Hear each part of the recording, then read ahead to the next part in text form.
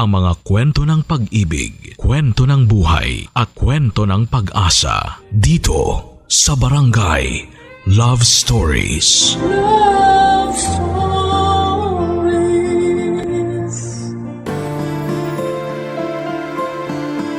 Sa kabila ng kahalagahan ng pera at dangal ng isang tao, masasabing walang makakapantay sa halaga ng karanasang magmahal at mahalin pabalik. Pero may iba't ibang anyo at hugis ang pag-ibig. Mula sa mapusok na romantikong pagmamahalan hanggang sa mahigpit na pangangalaga ng isang magulang. Ikaw kabarangay, nakaranas ka na ba ng nakakasakal na klase ng pagmamahal? Dear Papa Dudut, isang pagbati po sa inyong lahat na nakikinig ng numero 1 Barangay Love Stories ngayong araw. Ako po si Hailey, 31 years old. Nakatira po ako dito sa isang bayan sa Bulacan kasama ang asawa at anak ko. May negosyo kami na isang finance lending company. Magkasama namin itong pinalalago at pinapatakbo ng asawa ko. Isa po pala ako sa avid viewer ng inyong programa online. Nakikinig po ako sa libreng oras ko pero mas madalas kung gabi bago ako matulog. Mapa Spotify man yan o sa YouTube. Magaganda kasi ang mga kwento ninyo at maraming matututunan sa iba't ibang experiences na ibinabahagi ng mga nagpapadala ng liham sa inyo. Kaya naman naisipan ko rin pong sumunat para ibahagi ang kwento ko na nagsimula noong dalaga pa ako. Kasama ko noon sa bahay ang nanay ko at kilala siya sa pangalang Doktora Asunta dahil sa kanyang propesyon. Bata pa lamang nang maulila ako sa ama, Papa Dudut. Aksidente ang kinamatay ng tatay ko at hindi na muli pang nag-asawa si mami mula nang mabiyuda siya. Kaya mag-isa lamang siya na nagsika para maibigay ang lahat ng mga pangangailangan ko. Pero kahit siya lang ang nagtaguyod ng buhay namin ay ni minsan ay hindi naman kami kinapos. Meron siyang sariling klinika na may kalakihan na rin noon. Dahil doon ay napagtapos niya ako sa kolehiyo. Konserbatibo at istrikta ang nanay ko, Papa Dudut. Ayaw niya noon na nagsusuot ako ng mga maikling damit. Ang gusto niya ay palagi akong nakapantalon o kaya ay mahahabang palda. Wala na nga lang siyang nagawa ng magsuot ako ng miniskirt dahil yon ang uniform ko sa trabaho. Wala namang problema sa akin ang ugali niya. Ayos lamang yon dahil mahal ko siya at sinusunod ko ang lahat ng gusto niya. Pero may isang bagay akong inililihim noon sa nanay ko, Papa Dudut. Itinago ko ang pakikipagrelasyon ko kay Reynald dahil alam kong tutol siya sa lalaking pinili kong makarelasyon. Papa Dudut, mas matanda ng 2 taon sa akin si Reynald. At siya rin ang driver namin ng panahon na yon. Naging magkaibigan kami noong una at lagi niya akong dinadamayan kapag may problema ako. Palagi siyang handang makinig. Mabait siya, maaalalahanin, masipag at gwapo.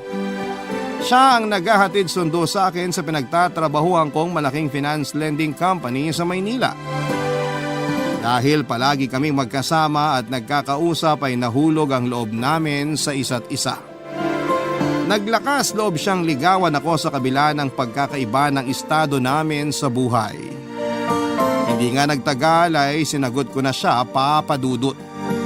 Maganda naman ang naging relasyon naming dalawa, madalas kaming lumabas at mag-date nang hindi alam ng nanay ko. Lumalim ang ugnayan namin ni Reynald. Masaya kami kahit patago yung naging relasyon namin noon. Alam ko noon na mas lalong hindi magugustuhan ni Mami ang paglilihim ko sa kanya. Pero wala namang kaming balak na itago yon ng matagal. Naghihintay lamang kami ng tamang pagkakataon, Papa Dudut. Tulad ng iba ay gusto rin naman namin noon na nagmamahala ng malaya at walang pinagtataguan, Papa Dudut.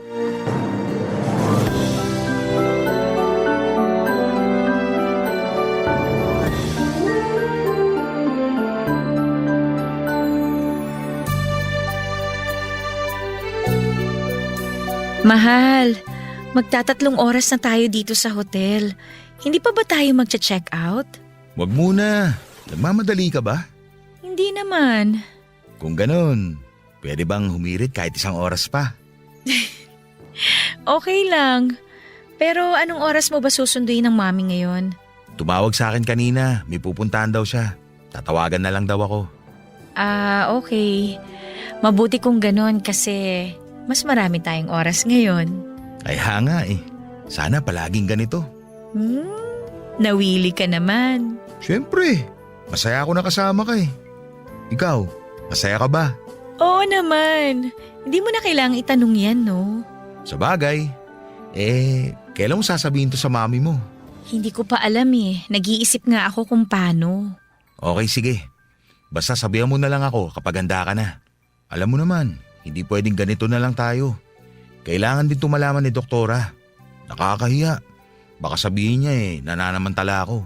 Gusto ko rin naman sabihin sa kanya. Bakit ikaw, alam mo ba kung paano? Pwede natin siyang ayayin kumain sa labas. Tapos ako na magsasabi sa kanya nung tungkol sa atin. Pwede. Kaya lang nag-aalala talaga ako eh. Baka pag nalaman to ni Mami, paghiwalayin niya tayo. Huwag mo kasi pangunahan. Negatibo kagad yung iniisip mo eh. Huwag mo inuhusgahan yung mami mo.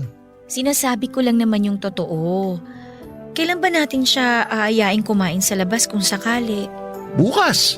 Bukas? Bukas na talaga? Sigurado ka? Oo!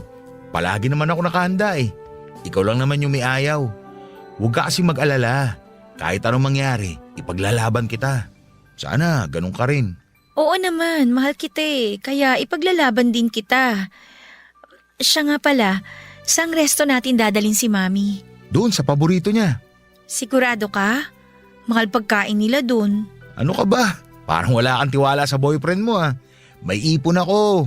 Yakang-yaka ko yun kahit gaano pa kamahal. Aba, yabang ah. Hindi naman, sakto lang. Siyempre, gusto ko magpakitang gilas.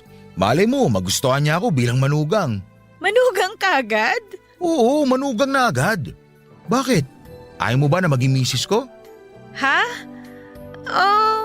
Oh, bakit parang nag-aalinlangan ka pa? Ayaw mo ba ako maging asawa? Seryoso ka ba sa tanong mo? Oo! Hailey, wala pa akong singsing ngayon pero gusto sana kitang tanungin. Papayag ka ba kung pakakasalan kita? Teka lang, nagpo-propose ka ba? Wait lang, Reynalda. Ano nga sagot mo? Naghihintay ako eh. Kasi naman pabigla-bigla ka eh. Pero sige na nga, oo na. Oo na yung sagot ko. Magpapakasal ako sa'yo. Kahit tsaka na lang yung singsing. Talaga, mahal? Akala ko tatanggihan mo ako. Salamat talaga. Sobrang saya ko. Shh, ano ka ba? Huwag kang maingay, baka mamaya kung ano pang isipin nung nasa ibang kwarto. Pag-isipan pa tayo na may ginagawang kababalaghan dito. Kanina pa naman talaga tayo may ginagawang kababalaghan ha. Ikaw talaga napakaloko mo. At dahil masaya ako, pwede bang isa pa? Ang landi nito. Sa kakaganyan mo baka mamaya mabuo na natin si Baby Uno. Gusto ko yan ha. Pag mag-asawa na tayo, ilan ba gusto mo maging anak? Gusto ko 3 o kaya 5. Mas masaya siguro kung malaking pamilya. Ano sa tingin mo? Masaya nga siguro yung ganun karami. Sa totoo lang, hindi ko alam kung masaya yun. Nag-iisa lang kasi akong anak ng mga magulang ko. Pero kasama ko naman sa paglaki yung pinsan ko. Ang saya nga kapag naglalaro kami at puro kalokohan yung ginagawa namin noon. Yun din ang gusto kong maranasan ng mga anak natin. Hindi tulad sa akin na mag-isa lang. May kaya nga pero malungkot naman. Hayaan mo na. Isipin na lang natin ngayon yung magiging kinabukasan natin. Pangako ko sa'yo. Magsisikap ako ng todo para sa pamilya natin. Hindi ko kayo pababayaan. Magiging masaya rin tayo palagi. Promise yan, ha? O ano pang hinihintay natin? Pasko? Anong ibig mo sabihin? Umpisahan na natin gawin si Baby Uno. Naku, wag mo ko inahamon. Game ako dyan.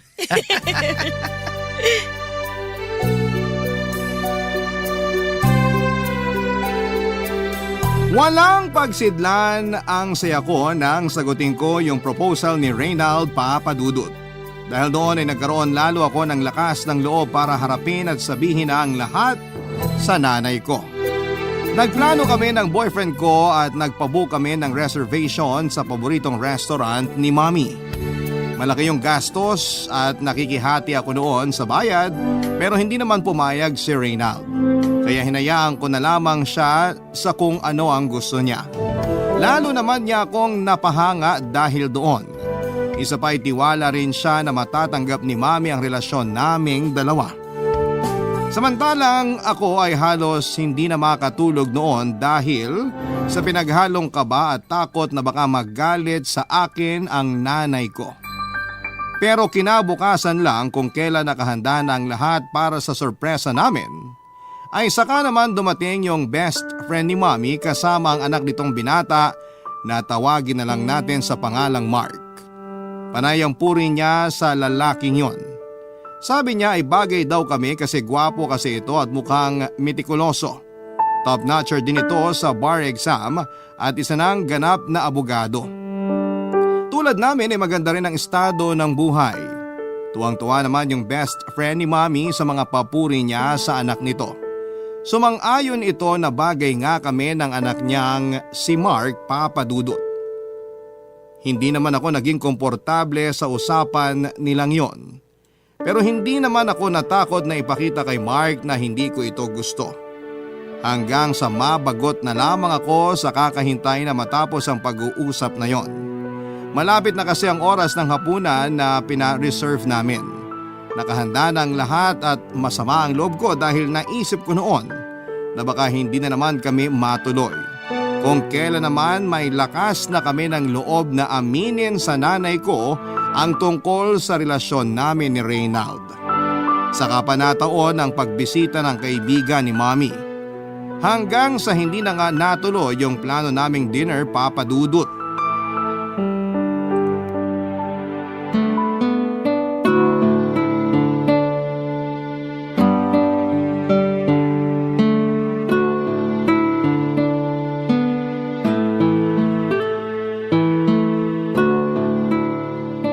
Bakit ganyan ang itsura mo? Galit ka ba? Sino bang hindi magagalit? Halos ibenta ka na ng nanay mo doon sa anak ng best friend niya. Nagsiselos ka ba? Ako? Nagsiselos? Hindi. Ano ka ba? Bakit ako magsiselos? Sino ba naman ako para magselos? Driver nyo lang naman ako. Nagsiselos ka nga. Kanina pa kaya ako naghihintay. Mukhang wala namang balak umalis yung asungot na yon. Halos ugatin na nga ako sa kahihintay tapos ganun pa yung maririnig ko. Bakit kasi nakikinig ka? Ay, sa bagay ako rin eh. Kanina pa kaya ako naiinis. Iniisip ko kasi yung reservation natin. Mukhang hindi na natin madadala si Mommy dun kasi nga nagpahanda na siya ng hapunan. Kaya nga sayang naman. Pero hayaan mo na. May iba pa naman pagkakataon, di ba? Oo naman. Bukas na lang. Tapos dito na lang sa bahay. Bukas? Sigurado ka? Oo. Para maayos na natin yung kasal. Tsaka para hindi na umasa yung Mark na yun. Hindi ko naman talaga gusto yung mokong na yun eh. Nayayabangan kaya ako sa kanya. Kanino ka nayayabangan? Mami? Kanina ka pa ba dyan? Kanina pa. Sinundan kita kasi kakaibang kinikilos mo kanina. Napuna ko na merong mali, kaya inaobserbahan kita. At narinig ko lahat ng pinag-uusapan ninyo. Kailan pa to, ha? Kailan niyo pa ako pinagmumukhang tanga? Mami, sorry. Sasabihin naman talaga namin sa inyo eh. Sasabihin? Sa tingin mo matutuwa ako sa ginagawa mong to, Hailey? Natatakot po kasi ako. Ano bang ikinatatakot mo? Baka hindi niyo po magustuhan si Reynald at saka… Tama! Hindi ko talaga siya magugustuhan para sa'yo. Hindi ka ba marunong pumili ng lalaki? Mami, mahal ko po siya. Mahal? Inuuto ka lang ng lalaking yan. Tapos naniwala ka naman. Ma'am, mawalang galang na po ah. Pero mahal ko po ang anak nyo. Bastos! Hindi kita kinakausap, kaya huwag kang sumasagot! Ang kapal ng mukha mo? Driver ka lang naman dito? Ha! Pasalamat kayo at may bisita ako sa loob kaya nakakapagtimpi pa ako sa inyong dalawa. Mami, huwag naman ho kayong ganyan. Bigyan niyo naman kami ng pagkakataon. Hindi! Binigay ko na sa'yo lahat! Kinalimutan ko yung sarili ko. Nagpakasubsob ako sa trabaho para maibigay sa'yo yung buhay na meron ka ngayon. Tapos ano? Ganito lang pala yung gusto mo? Kung sa driver ka lang din naman pala mapupunta, di ka na sana nagtapos ng pag-aaral. Ma'am, hindi po ako mapera tulad nyo. Pero kaya ko rin naman po magsikap para maipagpatuloy yung buhay na ibinigay nyo sa kanya. Aba, hindi ka lang pala walang hiya. Hambog ka rin. Saan mo kukunin yung ipambubuhay mo sa anak ko? Sa pagiging driver? Marangal po yung trabaho ko. Hindi lang kalakihan yung kinikita ko. Pero alam ko po na sa konting sipag at tiyaga, magiging maayos naman yung buhay namin ng anak nyo. Magaling ka pala talagang mambola. Kaya pala nabilog mo yung ulo ng anak ko. Traidor ka? Ipinagkatiwala ko sa iyong anak ko, tapos malalaman ko na may relasyon na kayo? Ang kapal ng mukha mo! Pasensya na po kayo, ma'am. Wala po ako masamang intensyon sa anak nyo. Mahal na mahal ko po siya. Saka kung di man po namin nasabi kagad yun sa inyo, hindi naman po ibig sabihin binabaliwala na po namin kayo. Mami, ako yung may kasalanan. Noon pa naman niya sinasabi na gusto niyang ipaalam sa inyo kung ano yung meron kami. Ako lang naman yung pumipigil sa kanya eh. Alam ko kasi na ganito yung magiging reaksyon niyo. Hailey, sabihin mo nga sa akin, naging masama ba akong ina sa'yo? Hindi po. Kung hindi, ba't pinag-iisipan mo ko ng masama? Totoo naman na hindi ko talaga siya matatanggap. Pero hindi pa rin tama na maglihim ka sa akin. Nanay mo ko. Patawarin niyo na po kami, Mami. Hindi. Hihiwalayan mong lalaking yan. Pera lang ang habol niyan sa'yo. Sobra na ho yung pang-iinsulto nyo sa akin. Hindi ko kailangan ng pera nyo. Mahirap lang po ako, pero hindi po ako mukhang pera. Pwes, patunayan mo. Umalis ka ngayon din. At huwag kang magpapakita rito. Mahal ko po siya at sana maintindihan niyo ako. Nagmahal din po kayo. At alam niyo kung ano yung pakiramdam ng mawalan. Ayoko maranasan yun. Kaya sorry, Mami. Mahal, sasama ako sa'yo. Wag! Wag! Wag kang umalis! Mami! Doktora! Mami! Mami, ano nangyayari? Mami! Aalis na sana kami noon, Papa Dudut, at buo na yung loob ko na sumama kay Reynald. Pero biglang nawala ng malay ang nanay ko. Agad namin siyang itinakbo sa ospital at tumaas daw ang blood pressure niya at kinakailangang obserbahan para masigurado na maayos ang kalagayan niya. Nang gabing yon ay panayang sisi ko sa sarili ko dahil sa mga nangyari. Kung hindi sana ako naglihim sa kanya, baka mas maayos namin siyang nakausap at hindi na yon nangyari pa. Hindi nawala sa isipan ko si Reynald ng gabing yon. Hindi na kasi kami nakapag-usap matapos dalhin si Mami sa ospital. Akala ko ay nandun lamang siya sa parking area at naghihintay, pero yun na pala yung huli naming pagkikita. Umalis siya noon nang hindi man lang kami nakakapag-usap kahit sandali lang. Hindi siya nagpaalam at bigla na lamang niya akong iniwanan. Nasaktan ako ng sobra noong nalaman ko yon. Marami akong tanong na hindi na nabigyan pa ng kasagutan at ang mas masakit pa noon, akala ko ay handa niya akong ipaglaban hanggang sa huli. Pero niloko niya lamang ako at pinaasa. Simula nang umuwi kami ni Mami galing sa ospital ay naging matamlay ako at nawala na ng gana sa buhay. Napakalungkot pala at napakasakit na mabigo sa pag-ibig. Halos hindi ako makakain sa tamang oras noon dahil sa kawalan ng gana. Hindi na rin ako masyadong nakakalabas ng kwarto ko at hindi na rin ako nakapasok sa trabaho dahil sa pagmumukmok. Malaki ang naging pagbabago sa ikot ng buhay ko magmula noong maghiwalay kami ni Reynald. At aminado ako na nahirapan ako makapag-move on sa kanya. Bagamat sinisikap ni Mami na maayos namin ang relasyon naming mag-ina ay hindi kami nakabalik pa sa dati. Hindi siya tumigil sa paglalambing sa akin. Palagi siyang nasa kwarto ko kapag umuwi siya galing sa trabaho. Kung ano-ano ang ibinibigay niyang regalo pero lahat ng yon ay binabaliwala ko. Inalok pa niya ako na magnegosyo na lamang para maging abala pero hindi ko yon tinanggap, Papa Dudut. Lalong lumayo ang loob ko sa kanya. Pero pinanindigan pa rin niya na dapat ko nang layuan si Reynald. Hindi raw kami ang para sa isa't isa. Kailangan ko na raw tanggapin na walang kwenta yung naging boyfriend ko. At lagi niyang ipinamumukha na iniwan ako sa ere ng lalaki na akala ko ay minamahal ako. Ang lalaking akala ko ay pangangatawanan ang relasyon namin. Barangay Love Stories. Barangay Love Stories. Papa Dudut, halos isang buwan na rin noon mula nang umalis si Reynald. Masakit pa rin isipin yung ginawa niya sa akin. Hindi na talaga siya nagpakita o nagparamdam man lang. Nawala na lamang siya na parang bula at unti-unti akong nagtanim ng galit sa kanya noong panahong yon. Kinamuhian ko siya ng sobra. Sinubukan kong kalimutan siya hanggang sa may mapansin ako na parang kakaiba, Papa Dudut. Napansin ko na kailangan kong tulungan ang sarili ko dahil may kakaibang pagbabago sa katawan ko. Bukod sa delayed ako ng 2 buwan ay napadalas na rin ang mood swings ko noon. Madalas na rin akong natatakam sa mga maaasim na prutas at kung ano-ano pang mga pagkain. Dahil ilang beses na ring may nangyari sa amin ni Reynald ay minabuti ko nang gumamit ng pregnancy test kit. At hindi nga ako nagkamali nang hinala nang makita ko ang resulta.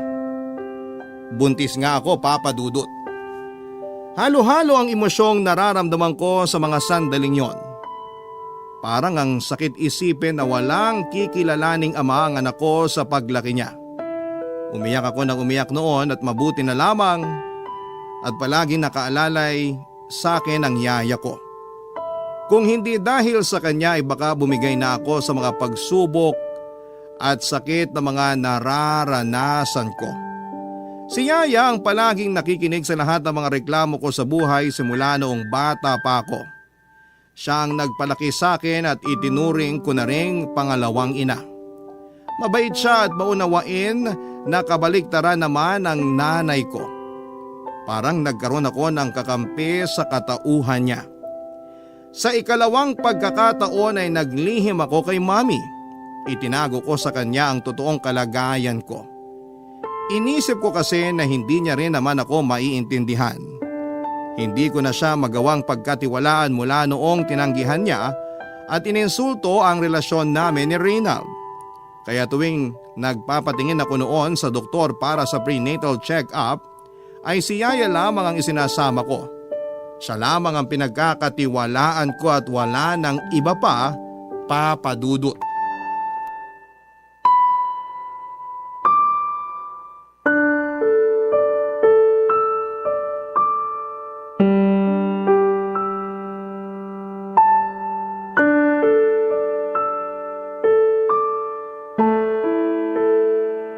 Anak, lumabas-labas ka naman. Palagi ka na lang nakakulong dito. Kalimutan mo na yung lalaking yon. Kung ayaw mo kay Mark, sige. Mamili ka na ng iba. Basta wag lang yung kagaya ni Reynald. Mauubusan na ho ba ako ng lalaki para mamili? Saka ano ho bang akala nyo sa akin? Isang manika na pwede nyong diktahan o ipare sa kung sino magustuhan ninyo? Mami, tao rin ako. Nasasaktan ako tuwing ginagawa nyo yun sa akin. Hindi naman kita dinidiktahan. Ang sa akin lang naman, mag-move on ka na. Huwag mong panghinayangan yung katulad ni Reynald na isa lang namang hamak na driver. Yan na naman kayo eh. Marangal siyang tao at marunong lumaban ng patas. Naiintindihan niyo po ba yun? Pero nasan siya ngayon? Hindi ba iniwang ka? Dahil sa inyo! Ay, intindihin mo rin naman ako. Ginawa ko lang yung alam kong tama. Ang hirap niyo kasing kausap eh. Lagi na lang kayo yung tama. Sige na po, Mami. Lumabas na po kayo. Iwan niyo na ako dito sa kwarto ko. Kailangan ko na ring magpahinga. Iinom pa ako ng gamot. Bakit kayo inom ng gamot? Wala na po kayo ron. Anong wala? May sakit ka ba? Wala po. Sige na nga po, magpapahinga na ako. Nasaan na yung mga gamot mo? Patingin ako. Wag na po, lumabas na kayo. Gusto ko na po talaga magpahinga, Mami. Nandun ba sa cabinet? Teka, titignan ko. Mami, ano ba? Lumabas na kayo! Anak! Ang dami mong gamot dito ah! Sandali. Bakit meron ka ng mga to? Doktor po kayo. Alam niyo kung para saan yung mga gamot na yan. Mga prenatal vitamins to ah! Huwag mong sabihin... Buntis ako! Ano? Ulitin mo nga yung sinabi mo? Tama yun narinig niyo. Buntis ako! Sumusobra ka na talaga! Hindi mo na ako binigyan ng kahihiyan! Paano to nangyari ha? Ikukwento ko ba kung paano nangyari at kung paano namin ginawa? Sabihin niyo lang, magsisimula na ako. Bastos ka! Iningatan kita ng matagal. Tapos ganito lang yung mangyayari? Ba't mo hinayaan na buntisin ka ng lalaking yon? Mahal ko siya kaya binigay ko yung sarili ko sa kanya. Pero dahil nakialam kayo, ngayon magiging disgrasyada yung nag-iisa niyong anak na iningatan niyo sa loob ng maraming taon. Prinotektahan lang kita. Tapos ngayon, ako pa yung mali. Totoo naman po, di ba?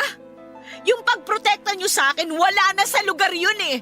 Buti sana kung teenager pa ako, Mami eh. Pero naman, 27 na ako.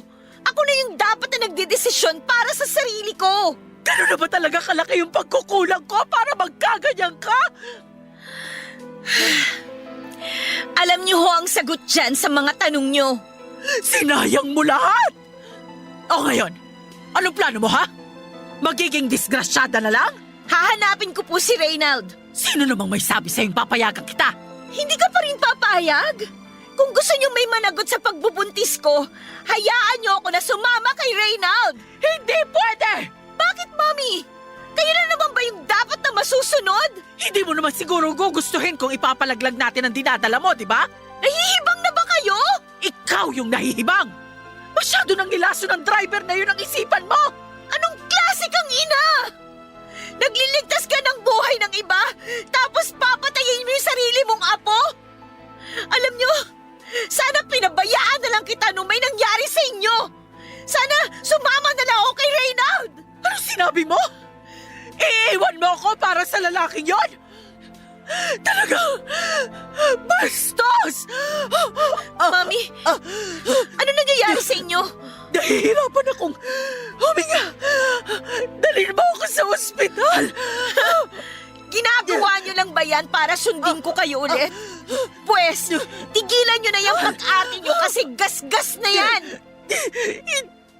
Hindi, anak! Hindi ako makahinga! Papadudot sobrang sama ng loob ko noon sa nanay ko.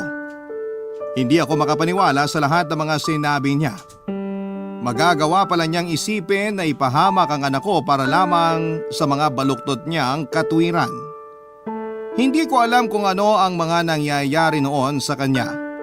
Itinakbo ko siya sa ospital nang mapagtanto kong hindi naman talaga siya nag-iinarte.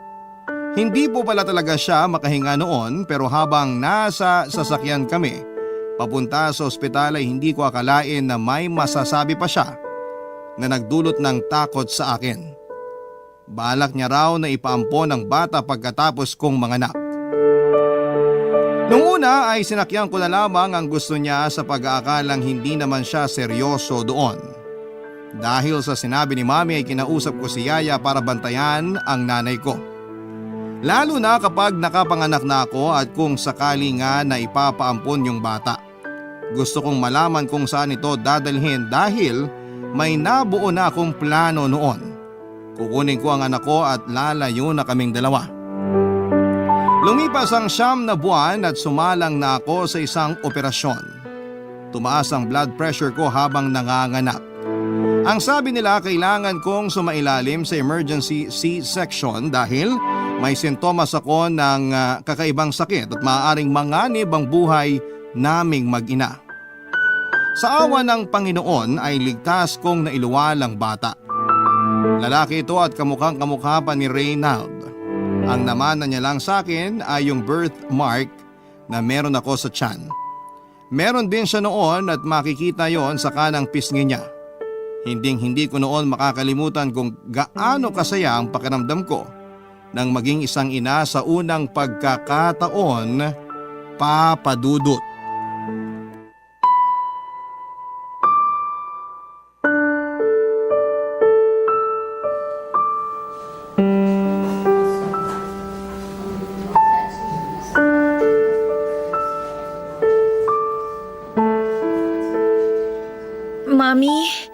Mami, gising! Anak, gising ka na pala.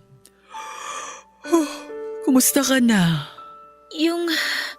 Yung baby ko, nasan siya? Saka na natin yan pag-usapan. Magpahinga ka na muna, anak. Tinuloy niyo pa rin ba yung plano niyo? Akala ko ba tapos na tayo sa usapang to? Pumayag ka naman, di ba? Bakit ako papayag sa kawalang hiyaan na yon? Anong ginawa niyo sa anak ko? Ibalik niyo siya sa akin, parang awa niyo na, Mami. Hindi pwede. Pinaampon ko na siya. Hindi na pwedeng bawiin. Bakit niyo yung ginawa? Hindi man lang ba kayo naawa?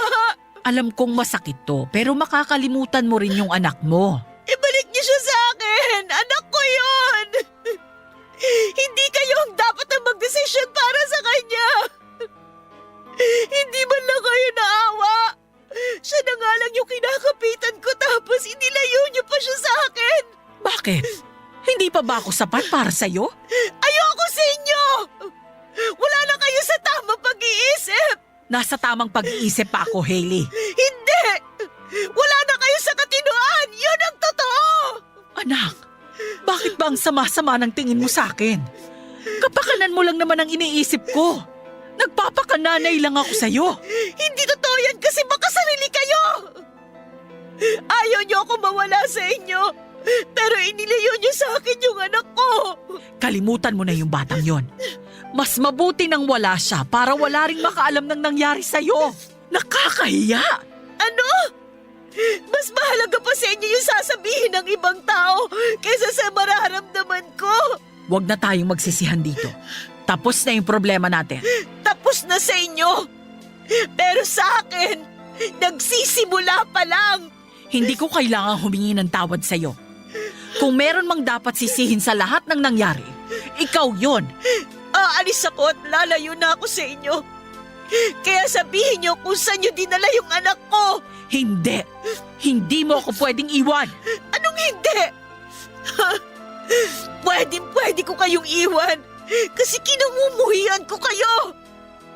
Kung pwede ko lang kayong itakwil bilang magulang, alam niyo matagal ko nang ginawa. Sige, magalit ka kung gusto mo. Pero wala na tayong magagawa. Wala na yung baby. Hindi mo na makikita. Wala talaga kayong konsensya. Sabihin mo na lahat ng gusto mong sabihin. Wala na akong pakialam. Hintayin niyo makalabas ako dito. Ipapakulong ko kayo! Kahit karma, hindi ko kinatatakutan. Kaya wag mo akong subukan. Napakatigas ng puso niyo! Parang hindi kayo nanay! Hindi totoo yan. Bakit kayo umiiyak, ha? Gusto niyo na namang magpaawa? Hindi mo rin maiintindihan kaya wag mo na akong tanungin. Sige, aalis na ako. Magpahinga ka na lang dyan at magpalakas. Hindi ko na kailangan magpalakas. Wala nang silbi yung buhay ko dahil sa ginawa ninyo. Meron pa. Basta sundin mo na lang yung sinasabi ko. Sige na, maiwan na kita dyan. Ibibili na lang kita sa nurse. Sandali lang. Si Yaya, nasan? Gusto ko siya makausap. Wala na siya. Anong wala na? Umalis siya nang hindi nagpapaalam. Hindi ko alam kung bakit. Hindi ako naniniwala. Hindi niya ako iiwan. Imposible yan. Ano na naman bang ginawa ninyo? Wala akong ginawa sa kanya. Huwag mo namang isisi sa akin ang lahat. Hindi ko kasalanan kung umalis siya at hindi na bumalik. Desisyon niya yon. Isa pa, hindi ko siya kaano-ano para pigilan ko ang pag-alis niya. Papa Dudut, hindi pa man ako nakakabawi sa sinabi ni Mami ay nadagdagan kaagad ng pag-aalala ang pakiramdam ko tungkol sa kalagayan ni Yaya. Naisip ko kasi na baka nahuli siya ni Mami sa ipinakiusap ko sa kanya. Malimang isipin yon pero sa paraan kung paano mag-isip ang nanay ko ay hindi imposible kung nasaktan niya si Yaya o di kaya ay pinalayas. Panayang dasal ko noon na sana ay okay lang siya. Pero sumagi rin sa isipan ko na sa pagkawala ni Yaya ay mahihirapan na akong hanapin ang anak ko.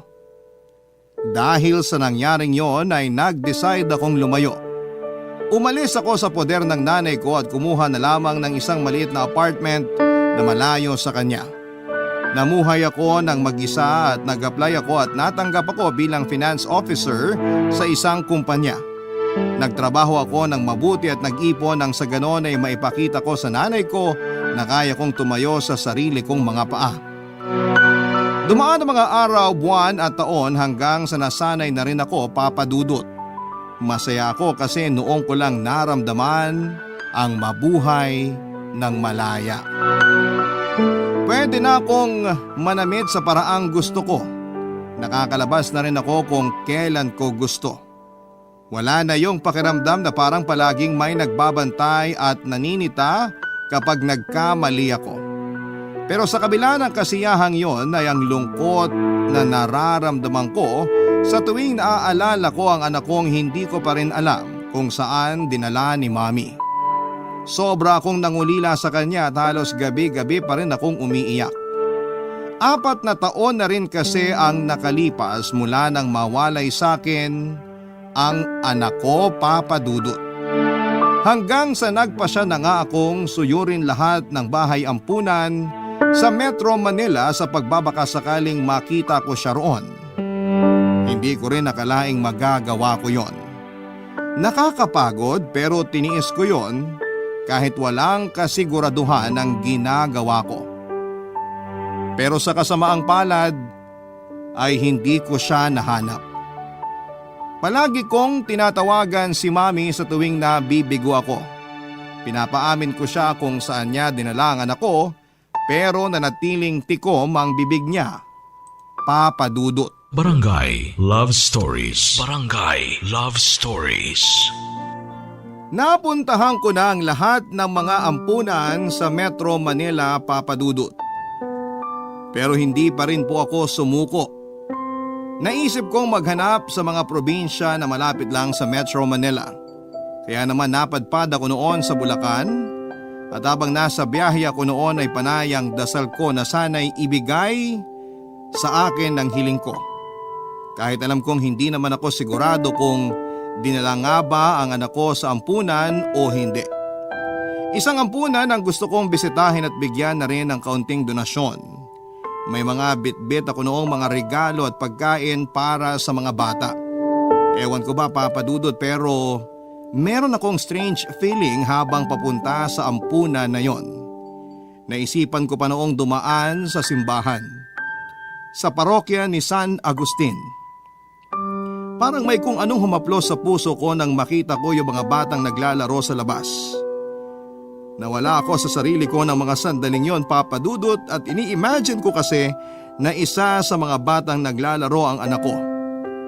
Ang dahilan ng kakaibang pakiramdam ko noon ay nasagot nang muntik na akong makasagasa. Sa kabila ng kabang nararamdaman ko ay natuon ang atensyon ko sa isang pamilyar na lalaki at sa batang kalong nito. Pero ang mas nagpalakas ng kabog ng dibdib ko noon ay nung makilala ko ang lalaking yon, Papa Dudut.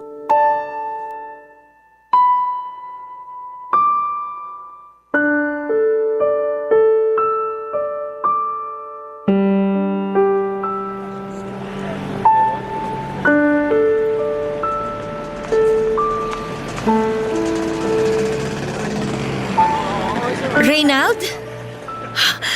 Reynald, ikaw ba yan? Hailey? Anong ginagawa mo dito sa Bulacan?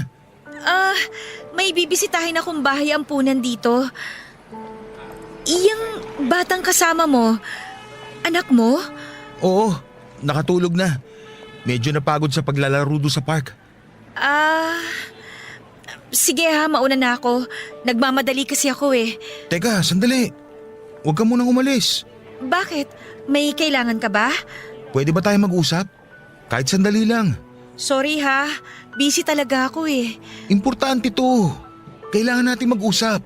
Mag-usap? Parang hindi na naman kailangan. Baka mamaya nandyan yung asawa mo tapos pag-isipan pa ako nun ng masama. Wala naman akong asawa. Ganun ba? O sige. Tungkol naman saan yung pag-uusapan natin? Gusto ko lang sana magpaliwanag tungkol doon sa nangyari sa atin. Kung bakit biglaan na lang ako nawala. Ang tagal na nun ah. Bakit kayo mo lang naisip magpaliwanag? Alam kong mali ako nung iniwan kita. Ang totoo, hindi ko rin alam kung bakit ko yun ginawa. Gusto kong malaman mo na pinagsisihan ko yun. Sana mapatawad mo pa ako. Patawad? Gusto mong patawarin kita? Eh hindi mo nga alam kung ano yung pinagdaanan ko nung basta ka na lang nawala. Iniwan mo ako sa ere. Alam kong marami kang pinagdaanan. Pero hindi mo ba naisip na baka tayo pinagtagpo ulit kasi... Kasi ano? Para bigyan tayo ulit ng pagkakataon. Pero kung hindi mo na ako mapapatawad, maiintindihan ko naman yun. Kaso, meron pa akong gustong sabihin sa'yo. Ano bang meron? Ba't ba hindi mo na lang sabihin kagad? Pinapakababo naman ako eh. Itong batang karga ko, anak natin siya. Ano? Paano nangyari yun? Yung yaya mo, siya yung tumulong sa akin. Si Yaya? Paano? Ang totoo niyan, hindi kami nawala ng komunikasyon ng yaya mo. Palagi pa rin kami nagkakausap mula nung umalis ako. May mga sinabi ba siya sa'yo? Oo, at ikaw yung madalas namin pinag-uusapan. Palagi ako nakikibalita sa kanya. Ibig sabihin, alam mo lahat na nangyari sa akin? Nung una, hindi ko alam na buntis ka. Nalaman ko na lang yun nung humingi sa akin ng tulong ang yaya mo. Sabi niya, may malaki kang problema kasi ilalayo sa'yo ng mami mo yung anak natin at balak pandalin sa ampunan yung bata. Totoo lahat yun, pero... Sigurado ka ba na siya yung anak natin? Pwede ko ba siyang hawakan? Oo naman. Tsaka ipinangalan ko sa kanya yung gusto nating pangalan noon pa. Uno ang pangalan niya. Oh, heto siya. Kargahin mo. Baby Uno! Siya nga yung anak ko, Reynald. Tinandaan ko talaga tong balat sa kanang pisngi niya. Pero sandali, wala ka bang balak sabihin sa akin na nasa iyo tong anak ko? Kung hindi ko pa kayo nakita rito, hindi ko malalaman na ikaw pala yung kumuha sa kanya. Natakot kasi ako sa magiging reaksyon mo. Pero nitong mga nakaraan, napagtanto ko na mali yung ginawa ko. Bala ko talaga na pumunta ng Maynila para makipagkita sa'yo. Sinungaling ka! Kung wala kang intensyon na ilayo siya sa akin, sana noon mo pa sinabi. Hindi na sana ako nagdusa sa pangungulila ako sa kanya. Kung gusto mo akong bawian sa mga nagawa ko sa'yo, hahayaan kita. Saktan mo ako kung gusto mo. Alam mo bang ilang taon na ako naghahanap sa mga ampunan? Napuntahan ko na lahat sa Maynila. Pero wala ako na pala. Tapos ngayon, malalaman ko na nasa iyo lang pala siya. Sorry talaga, Hailey. Hindi pa lang talaga ako makakuha ng tiyempo kung paano ko sasabihin sa'yo yung tungkol kay Uno. Hindi ko pa kayang magpatawad sa ngayon. Pero kung gusto mo makabawi kahit papano, dalin mo ko kay Yaya. Alam mo ba kung nasan siya ngayon? Nasa bahay siya. Saan siya tumuloy nung tumakas siya sa mami mo? Siya na rin yung nagboluntaryong alagaan si Uno. Salamat naman kung ganon. Akala ko kung napano na siya. Masaya akong malaman na okay si Yaya. At saka, wala naman pala akong dapat ipag-alala kasi siya yung nag-aalaga sa anak ko. Alam kong palalakihin niya si Uno tulad ng pagpapalaki niya sa akin. At higit sa lahat, siya talaga yung may pusong ina na kayang magmahal ng walang kondisyon. Papadudot, sobrang saya ko noong makita ko yung matagal ko nang hinahanap. Hindi lang yakap kundi maraming halik ang iginawad ko sa anak kong si Uno. Doon nagtapos ang 4 na taong kong paghihirap sa paghahanap sa kanya. Hindi ko akalain noon na masasagot agad ang panalangin ko sa parokya ng San Agustin.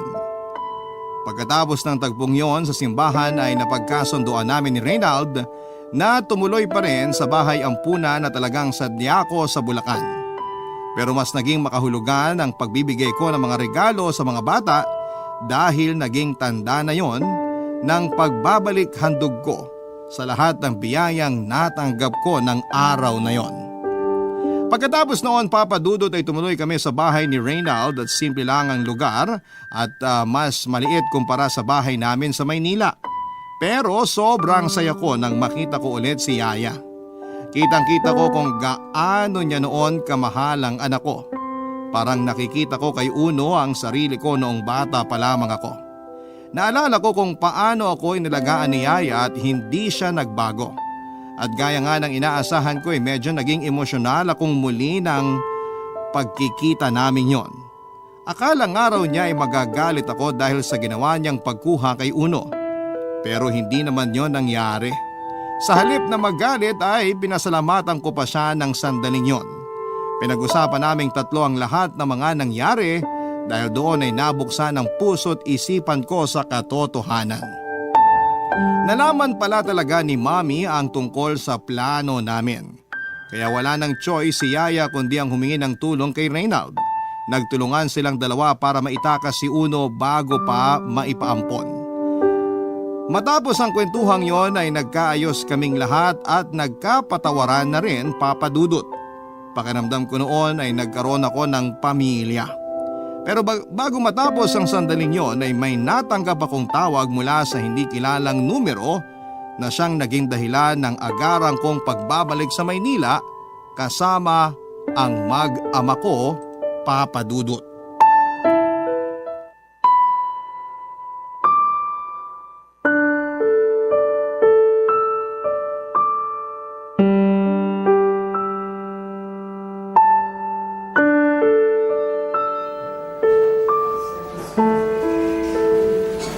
Mami, ano nangyari sa inyo?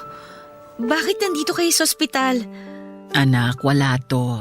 May konting problema lang sa kalusugan ko. Okay lang ako. Hindi ka naman mukhang okay eh. Ang putla niyo oh. Ano po ba talaga nangyari? Magsabi naman kayo ng totoo sa akin. Ang totoo, anak. May cancer ako sa atay. Stage 4 na raw. Pasensya na kung hindi ko ipinaalam sa'yo. Mami, kailan niyo pa nalaman na may cancer kayo? Matagal na, anak. Pero hindi ko lang binabanggit sa'yo kasi alam kong marami ka pang iniisip. Doktor kayo, di ba? Alam niyo kung anong pwede mangyari pag nagpabaya kayo. Marami kasi akong ginagawa kaya binaliwala ko na lang. Pero wala eh. Dito pa rin talaga sa ospital ang bagsak ko. Ano pong sabi ng doktor? May pag-asa pa daw po ba kayong gumaling? Wala na akong pag-asa, anak. Mamamatay na ako. Karma ko na yata ito. Mami naman eh, nag-iisip pa kayo ng ganyan. Totoo yun, anak. Marami na akong nasaktan at nagawang mali. Kaya ito yung kapalit ng lahat ng yon. Marami akong kasalanan. Lalo na sa'yo. Kaya nga, nagpapasalamat ako na dumating ka. Kahit na alam kong may sama ka pa rin ang loob sa akin. Pwede ba naman po na hindi ako dumating? Nung tinawagan ako ng ospital at pinalam sa akin yung nangyari sa inyo, pumunta po ako kaagad. Salamat. Gusto ko kasing humingi ng tawad sa'yo bago man lang ako mawala. At saka, mayroon din akong aaminin sa'yo. Ano po yun, Mami? Nawala sa akin yung baby mo. Sana, sinabi niyo na lang kaagad yung totoo. Ang tagal kong hinanap sa mga ampunan yung anak ko. Hindi ko kasi alam kung paano ko sasabihin sa'yo. Ginawa ko rin ang lahat ng magagawa ko para makita siya pero nabigo ako. Kaya sana, mapatawad mo pa ako, anak. Matagal kong dinala sa puso ko yung galit, Mami. Naiintindihan ko kung bakit galit ka sa akin. Pasensya ka na talaga sa lahat ng naging pagkukulang ko sa'yo, anak, ha? Gustuhin ko mang bumawi sa'yo pero hindi ko na yun magagawa. Pinapatawad ko na kayo, Mami.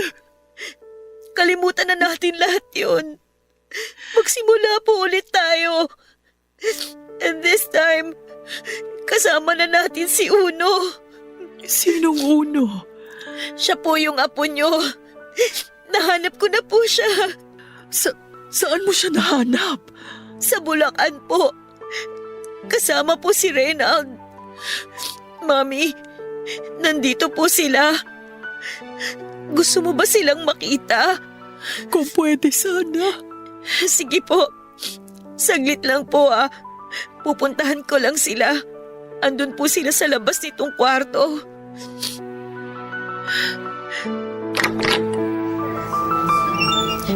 Pasok na kayo. Doktora, kamusta na po kayo?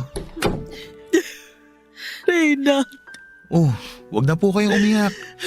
Alam kong iniisip niyo pa rin yung nangyari noon pero maniwala man po kayo o hindi, matagal ko na po kayo napatawad. Salamat. Huwag niyo na pong isipin yun. Ang importante po, nagkaayos na tayong lahat. Pwede na po tayo magsimula ulit. Salamat, Iho. Ikaw na ang bahala sa anak. At sa apo ko, ha? Huwag na ho kayo mag-alala. Ako na hong bahala sa kanila. Pangako po yan.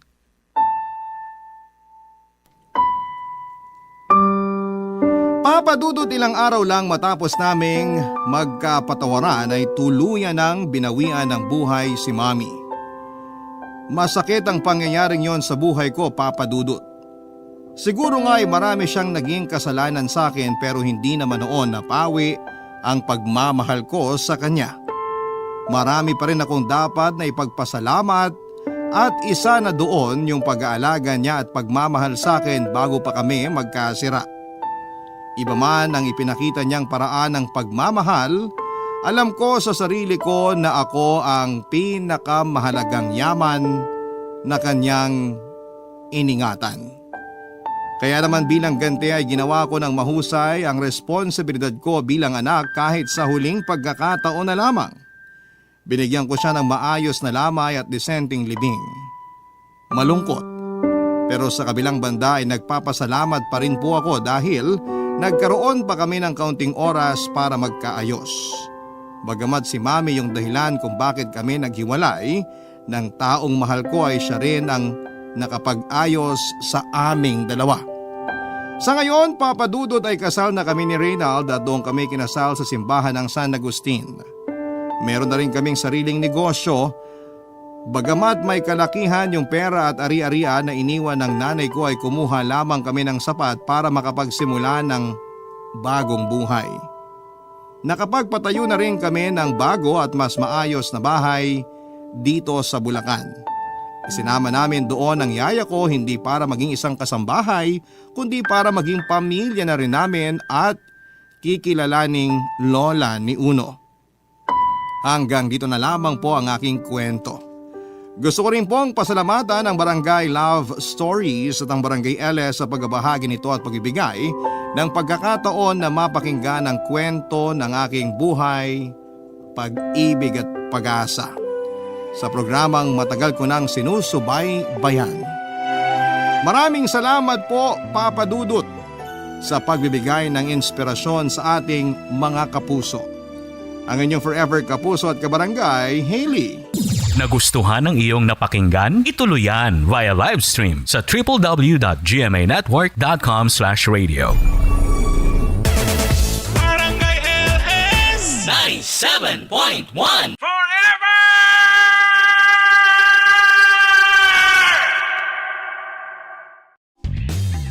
Barangay LS 97.1 Forever!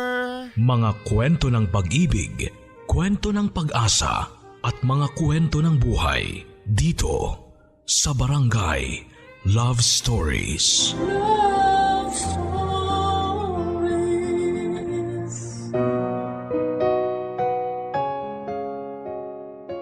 Kapag nawawala ng direksyon ang buhay natin, palaging may isang tao na darating para tulungan tayong umahon mula sa pagkakalubog. Pero hindi sa lahat ng oras ay pwede natin silang kapitan. Dahil ang buhay natin ay palaging may limitasyon. Ikaw kapuso, makakaya mo bang magpatuloy mabuhay kahit na hindi nakasama ang taong mahal mo? Life is unfair at madalas yon mapatunayan kapag naiiwan na tayo ng mahal natin sa buhay. Yung pag-iwan at pag-alis nila na wala ng balikan. Yung gustuhin man nating makita at mayakap silang muli ay hindi na natin magagawa pa dahil wala na sila sa mundong ito. Ang sulat na ating babasahin para sa Sabado na ito ay pinadala ng ating kabarangay na si Jake. Isang lalaki na muntikang mapariwara ang buhay dahil sa mga taong nakapaligid sa kanya na pilit na humihila sa kanya pababa. Si Jake na buong akala niya ay wala nang saysay ang buhay niya sa mundong ito. Pero nang dahil sa isang babae na dumating sa kanyang buhay, magbabago ang lahat sa kanya pati na ang kanyang sarili. Pero hindi magiging madali ang lahat para kay Jake at sa babaeng napili ng kanyang puso para mahalin. Marami silang mga pagsubok na pagdaraanan. Pagsubok na magiging dahilan para muling mawala ng direksyon ang kanyang buhay. Gusto mo bang makilala si Jake at ang babaeng bumago sa kanyang pananaw? Handa ka na bang mainis at maiyak sa kwento ng buhay niya? Minsan ba ay nagmahal ka na rin ng taong mahirap mahalin? Ipinaglaban mo na rin ba ang pagmamahal mo kahit isinusuka ka na ng mga tao sa paligid niya? O binitawan mo na lamang siya at pinalaya ang sarili mo? Si Jay kaya, naging masaya kaya siya sa desisyon na pinili niya para sa kanyang sarili? Malalaman natin ang landas na pinili niya dito sa mga kwento ng pag-ibig, buhay at pag-asa sa Barangay Love Stories Number 1. Dear Papa Dudut, ang bawat isa raw sa atin ay may dahilan kung bakit nililikha ng puong may kapal at binibigyan ng buhay. Dati hindi ko alam kung ano o kung meron ba talaga akong purpose sa mundong ito. Dahil bago ko nakilala si Giselle ay halos patapon na talaga ang buhay ko noon. Magandang araw sa inyo Papa Dudut at sa lahat ng mga listeners ninyo sa inyong programang Barangay Love Stories. Tawagin nyo na lamang po ako sa pangalang Jake. 32 years old, taga Zambales talaga ako. Pero ngayon ay dito na ako sa Maynila nakatira. Matagal nyo na po akong tagapakinig at matagal ko na rin pong gustong sumulat sa inyo para magbahagi ng aking kwento. Actually, ng kwento naming dalawa ng babaeng una at nag-iisang minahal ko. Hayaan niyo po palang simulan ko ang kwento kong ito sa buhay ko bilang anak ng mag-asawang drug pusher Papa Dudut. At masasabi ko na hindi talaga madali ang magkaroon ng mga magulang na kagaya nila. Bata pa lamang ako noon ay alam ko na ang kalakaran ng kanilang trabaho. Palaging sinasabi ni Papa na ginagawa nila yon para sa akin at pinapaalala naman sa akin ni Mama na huwag ko raw sana silang gagayahin. Alam ko namang mali ang ginagawa nila. Oo, masama ang trabaho nilang pareho. Pero ang pilit nilang tinatanim noon sa isipan ko, ginagawa lang nila yon para sa aking kinabukasan. Nakakainis na nakakatuwa. Natutuwa ako kasi alam ko na concerned sila sa akin at sa future ko. Pero naiinis ako kasi sumisira sila ng buhay ng iba para lamang sa akin. Nasa high school na ako noon nang makulong ang mga magulang ko, Papa Dudut. Doon na ako pinagpasahan ng mga kamag-anak ko. At doon na rin nagsimulang lalong magulo ang buhay ko. Aaminin ko na naging pasaway na rin kasi talaga ako noon. Mahilig akong magbulakbol sa pag-aaral, makipagbasag ulo sa labas ng eskwela at pati na rin sa lugar namin ay napapaaway ako.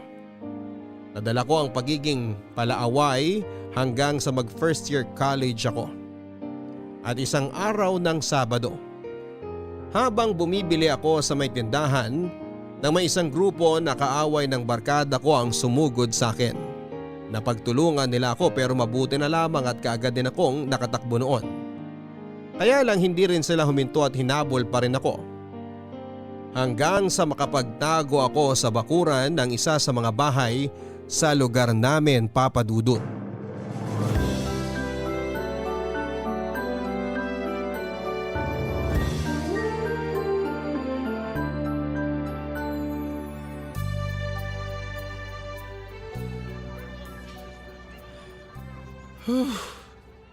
Buti na lang umalis na sila. Hoy! Anong ginagawa mo dyan sa bakura namin? Ha? Wala. We, hindi nga. Parang may pinagtataguan ka eh. Teka, yun ba yung mga lalaking tumatakbo? Hoy! Nandito sa bakura namin yung magnanakaw na hinahanap nyo! Uy, Bumalik kayo sandali dito! lang. Hindi ako magnanakaw. Ano ka ba? Huwag ka nang sumigaw dyan. Please. Alam ko namang hindi ka magnanakaw. Binibiro lang talaga kita. Tsaka nakalayo na rin yung mga humahabol sa'yo. Kaya pwede ka nang umalis dyan sa tabi ng kulungan ng aso namin. Pasalamat ka, dinala siya ng papa ko sa veterinaryo ngayon. Kasi kung hindi, naku, wala ka ng ibang pwedeng pagtaguan kasi kami na ang may pinakamalaking bakuran dito. Teka, ang dami ko na palang nasabi, no? Halika na nga, pumasok ka na lang dito sa loob ng bahay namin. Ako? Papasok dyan sa loob ng bahay nyo? Oo, gamutin natin yung mga sugat sa mukha mo, Jake. At saka baka mamaya, biglang bumalik dyan sa may katapat naming kalsada yung humahabol sa'yo. Kaya halika na, tara na dito. Okay. Sige. Upo ka na lang dyan sa sofa. Kukuha lang ako ng panggamot sa mga sugat mo. Salamat.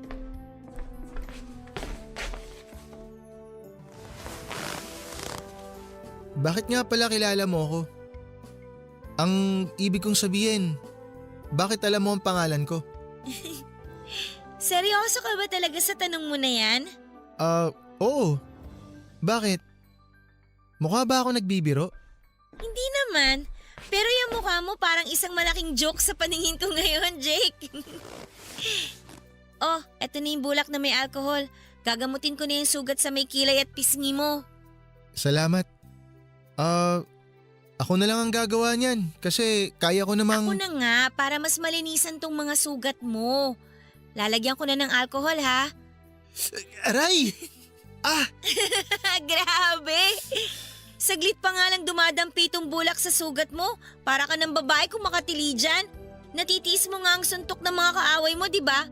Kaya dapat lang natiisin mo rin to. Hindi naman talaga masakit. Gino-joke lang din kita. Ewan ko sa'yo.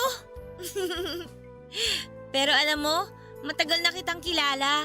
Hindi mo ba talaga ako naaalala? Magkaklase kaya tayo. Talaga? Hindi nga. Oo nga. Hindi mo lang talaga siguro ako natatandaan kasi hindi ka rin naman madalas pumapasok sa klase eh. Ayan tuloy, hindi lang mga subject natin ang mga nakakalimutan mo. Kung hindi pati na rin ang magandang kaklase mo, nakagaya ko. Kaya pumasok ka na para hindi ka bumagsak. Kakasimula pa lang naman ng first sem, kaya pwede ka pang bumawi. Tsaka pwede kitang tulungan kung gusto mo. Pero syempre, ililibre mo ako ng pagkain sa kantin bilang kapalit ng pagtulong ko sa'yo. O ayan, tapos ko nang gamutin at lagyan ng band-aid yung sugat mo. Sa susunod, ilagan mong mabuti yung mga suntok sa'yo para hindi ka na nagkakasugat ng ganyan. Uy, Jake! Ha? Ano yun? Ang sabi ko, tapos ko nang gamutin at lagyan ng band-aid ang sugat mo. Bakit ba parang bigla ka na lang natulala sa akin dyan? Hindi kasi ako makapaniwala na may kaklase pala ako na kasing ganda mo. Ginamot ko lang yung sugat mo, naging bolero ka na bigla. Sige na, pwede ka nang umalis kasi pauwi na rin ang papa ko. Tsaka siguro naman, nakalayo na yung mga humahabol sa'yo. Sige. Salamat ah. Uy, Jake! Bakit? Giselle nga pala ang pangalan ko. Hindi mo man lang kasi tinanong eh. Sige, ingat ka ah. Bye!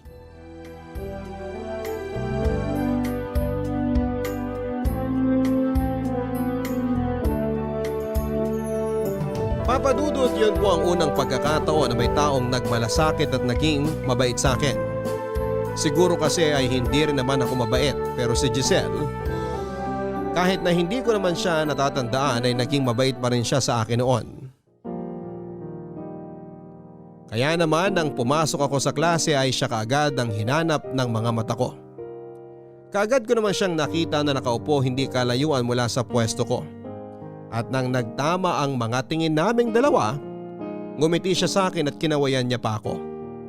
Mula nga ng araw na yon ay parang bigla na lang akong ginanahan na pumasok sa eskwela sa araw-araw. At nang maging close kaming dalawa, parang nagkaroon ako ng dahilan para ayusin ang pag-aaral ko. Patapos na ang first semester noon nang ligawan ko si Giselle. At sa awa ng Diyos, sinagot niya rin naman ako. Kaya pagpasok ng unang buwan ng second semester namin sa college, mas lalo akong ginanahan na mag-aral.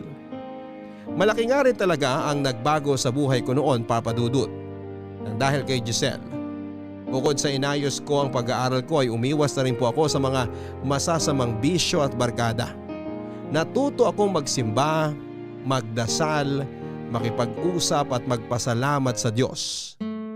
At isa sa palagi kong pinagpapasalamat talaga ay ang pagdating ni Giselle sa buhay ko, Papa Dudut.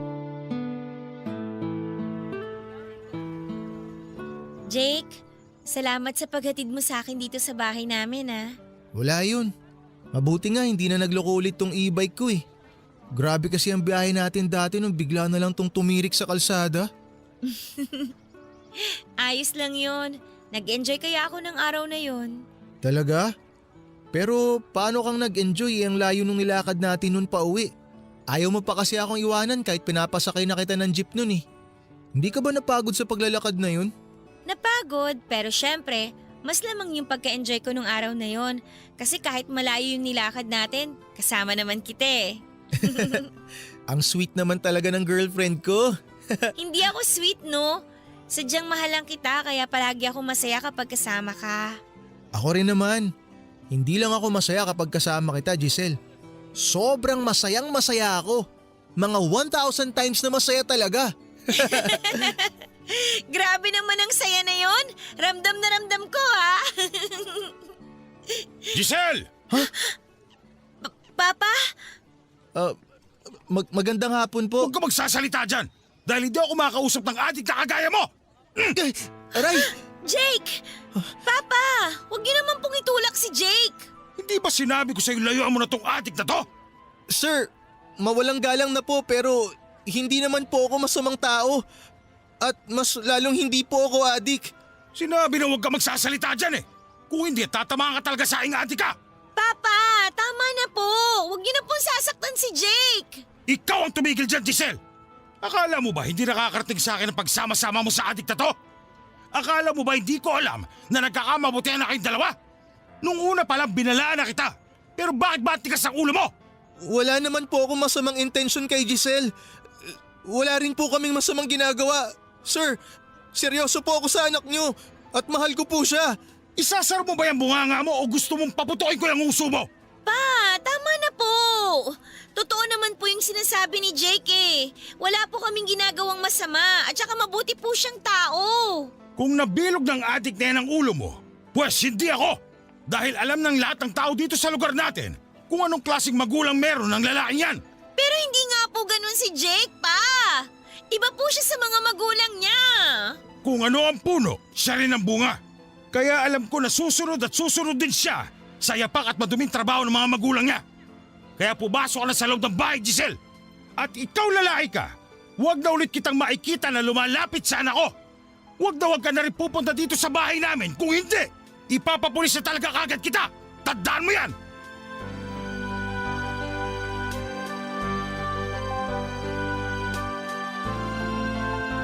Papa Dudut, alam talaga sa lugar namin noon na nakakulong ang mga magulang ko dahil sa pagbebenta nila ng ipinagbabawal na gamot. Kilala rin ako sa amin bilang basagulero at mahilig masangkot sa mga away kalsada noon.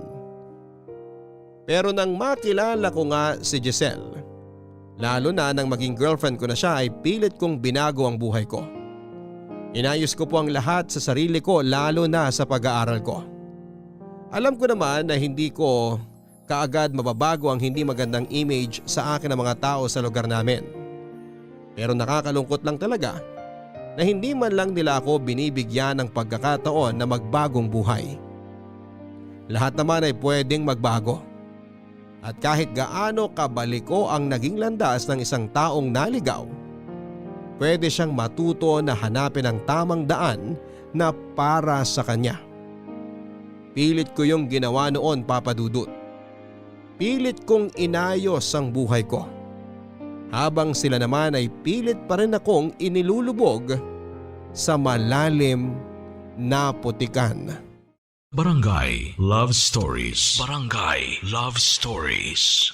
Ang mga Kapuso shows mapapanood at mapapakinggan din abroad via GMA Pinoy TV, GMA Live TV at GMA News TV channels. Para mag-subscribe, visit www.gmapinoytv.com. Follow us at GMA Pinoy TV on Facebook, Twitter, Instagram, YouTube, Viber, and TikTok for the latest updates on Kapuso programs, artists, events, promos, and more. Salamat, Kapuso! Barangay Love Stories. Barangay Love Stories. Papadudot mula ng araw na yon ay hinatid sundo na si Giselle ng papa niya mula sa school hanggang sa bahay nila. Kaya sobrang bihira na kaming magkita o magkausap na dalawa. Sa kantina lang talaga kami nagkakasama noon kapag oras ng break namin. Dahil kinuha na rin ng papa niya ang kanyang cellphone. Sobrang hirap talaga ng sitwasyon namin noon. Dahil para bang lahat ng tao sa paligid namin ay pinaghihiwalay kaming dalawa. Wala naman talaga akong masamang intensyon sa kanya, Papa Dudut. Mahal ko si Giselle at seryoso ako sa relasyon naming dalawa. Hanggang isang araw ng Sabado, nakatanggap ako ng text mula sa best friend niyang si Ruby na kasama niya raw si Giselle na gusto makipagkita sa akin. Nagawa niya raw itakas saglit si Giselle dahil nakiusap daw ito na tulungan kami na muling magkita. Hindi na ako nag-aksaya ng panahon at kaagad kong pinuntahan ang address na ibinigay niya sa akin, Papa Dudut.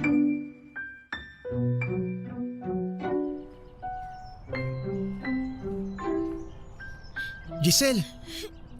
Jake, mabutit dumating ka na. Akala ko hindi mo na ako maaabutan dito eh. Kasi saglit lang ako pwedeng itakas ni Ruby sa bahay namin. Oo nga, Jake. Baka kasi kapag nalaman ng papa ni Giselle na dito kami sa Plaza Dumiretso at hindi sa simbahan, sure ako na magsusumbong ang tatay ni Giselle sa nanay ko. Ako naman ang malalagot. Pasensya na. Kasi hindi rin ako kaagad pinayagan umalis. Wala kasing kasama kanina yung mga pinsan kong bata eh. Mabuti na lang at nakauwi rin kaagad yung tita ko. O siya, sige, maiwan ko na muna kayo. Bes, salamat ulit ha. Salamat, Ruby ah. Wala yun. Basta bilisan nyo lang mag-usap kasi kailangan din naming umuwi ka agad ni Giselle. Alis muna ako. Bye!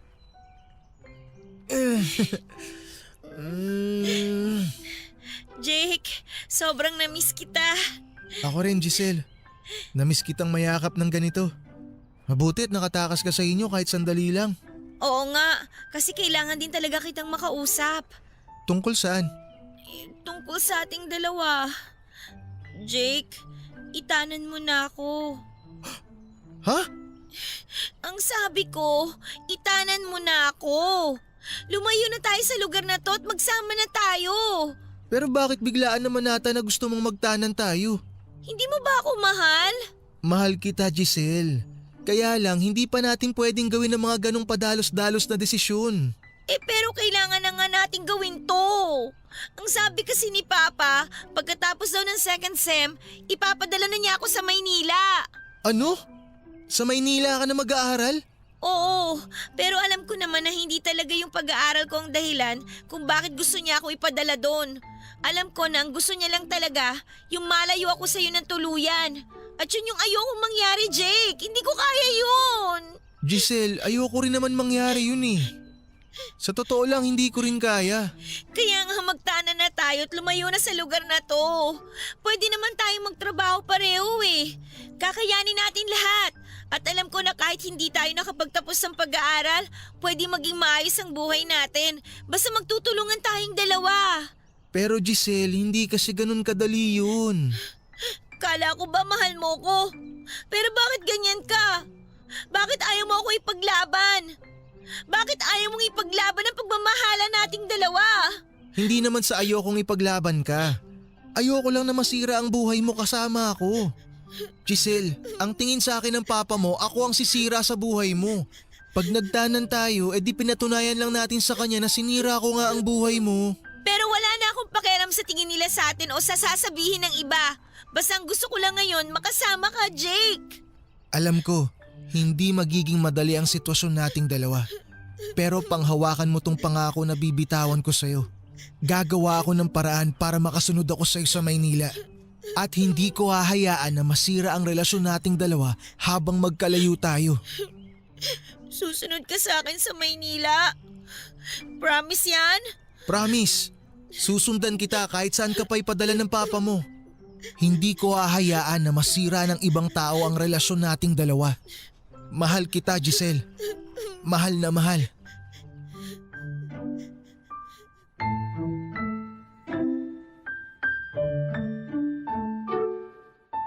Papadudot, sa totoo lang ay gusto ko rin talagang gawin noon ang gustong mangyari ni Giselle na magtanang kaming dalawa. Pero natakot lang talaga ako. Hindi dahil sa hindi ko siya kayang buhayin. Kung hindi dahil natakot ako na baka maghirap lamang siya kapag kasama niya ako. Hindi deserve ni Giselle ang maghirap, Papadudot. Ang dapat sa kanya ay palaging tinuturing na prinsesa.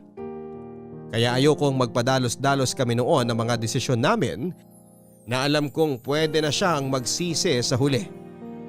Gusto ko rin kasi napatunayan sa iba na kaya naming maging masaya ni Giselle sa isa't isa. Na kaya kong ibigay ang maayos na buhay sa kanya.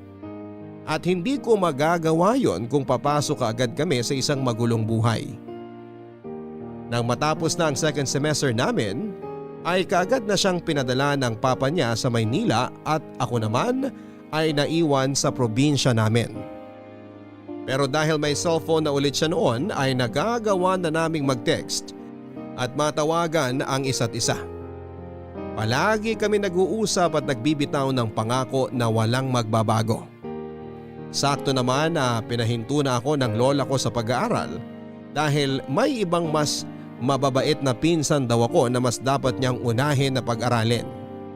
Hanggang sa mga oras kasi na yon ay marami pa rin hindi naniniwala na sinusubukan ko ng ayusin ang buhay at pag-aaral ko. Hindi na rin po ako nagreklamo noon sa lola ko at tumuloy na lamang ako na magtrabaho, Papadudot. Marami akong pinasok na racket para lang magkapera. Pero syempre lahat ng racket na yon ay legal naman. Hanggang sa may isang tito ako na nag-offer sa akin noon na pag-aaralin niya ako sa Maynila. Hindi na rin po ako tumanggi sa alok niya noon at para hindi masyadong nakakahiya, pinilit kong magkaroon ng scholarship at nag-working student na rin ako noon, Papadudot.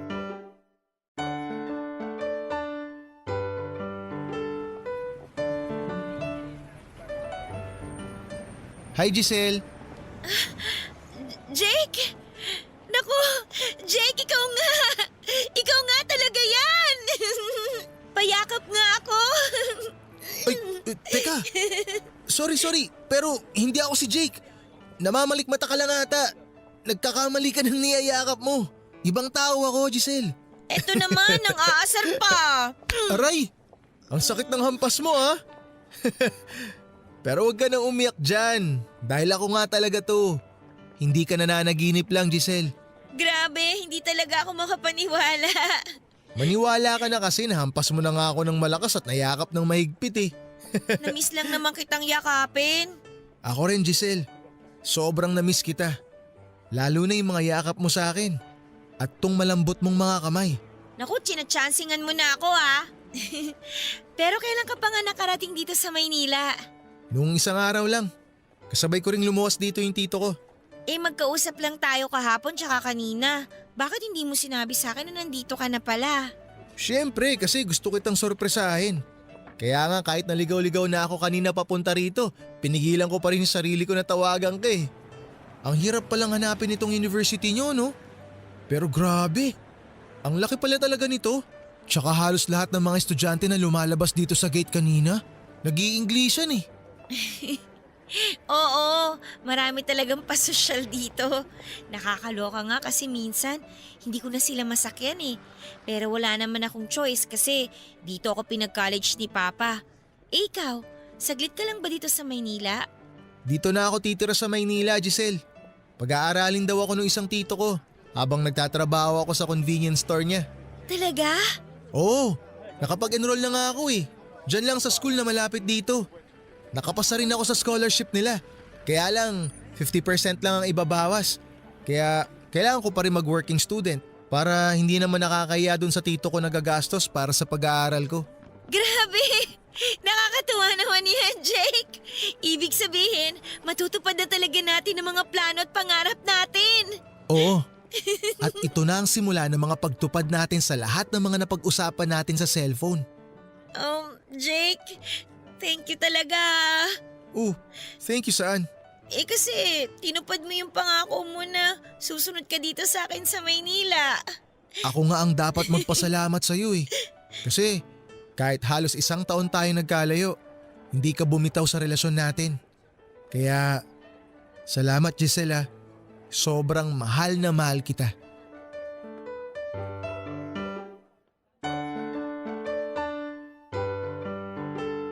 Papa Dudut, halos taon nga rin kaming nag-LDR ni Giselle.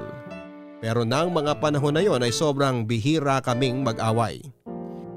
Kahit pa nga madalas na hindi ko nasasagot ang mga text o tawag niya sa akin, palagi niyang sinasabi na ayos lang yon at naiintindihan niya na busy ako sa pagtatrabaho.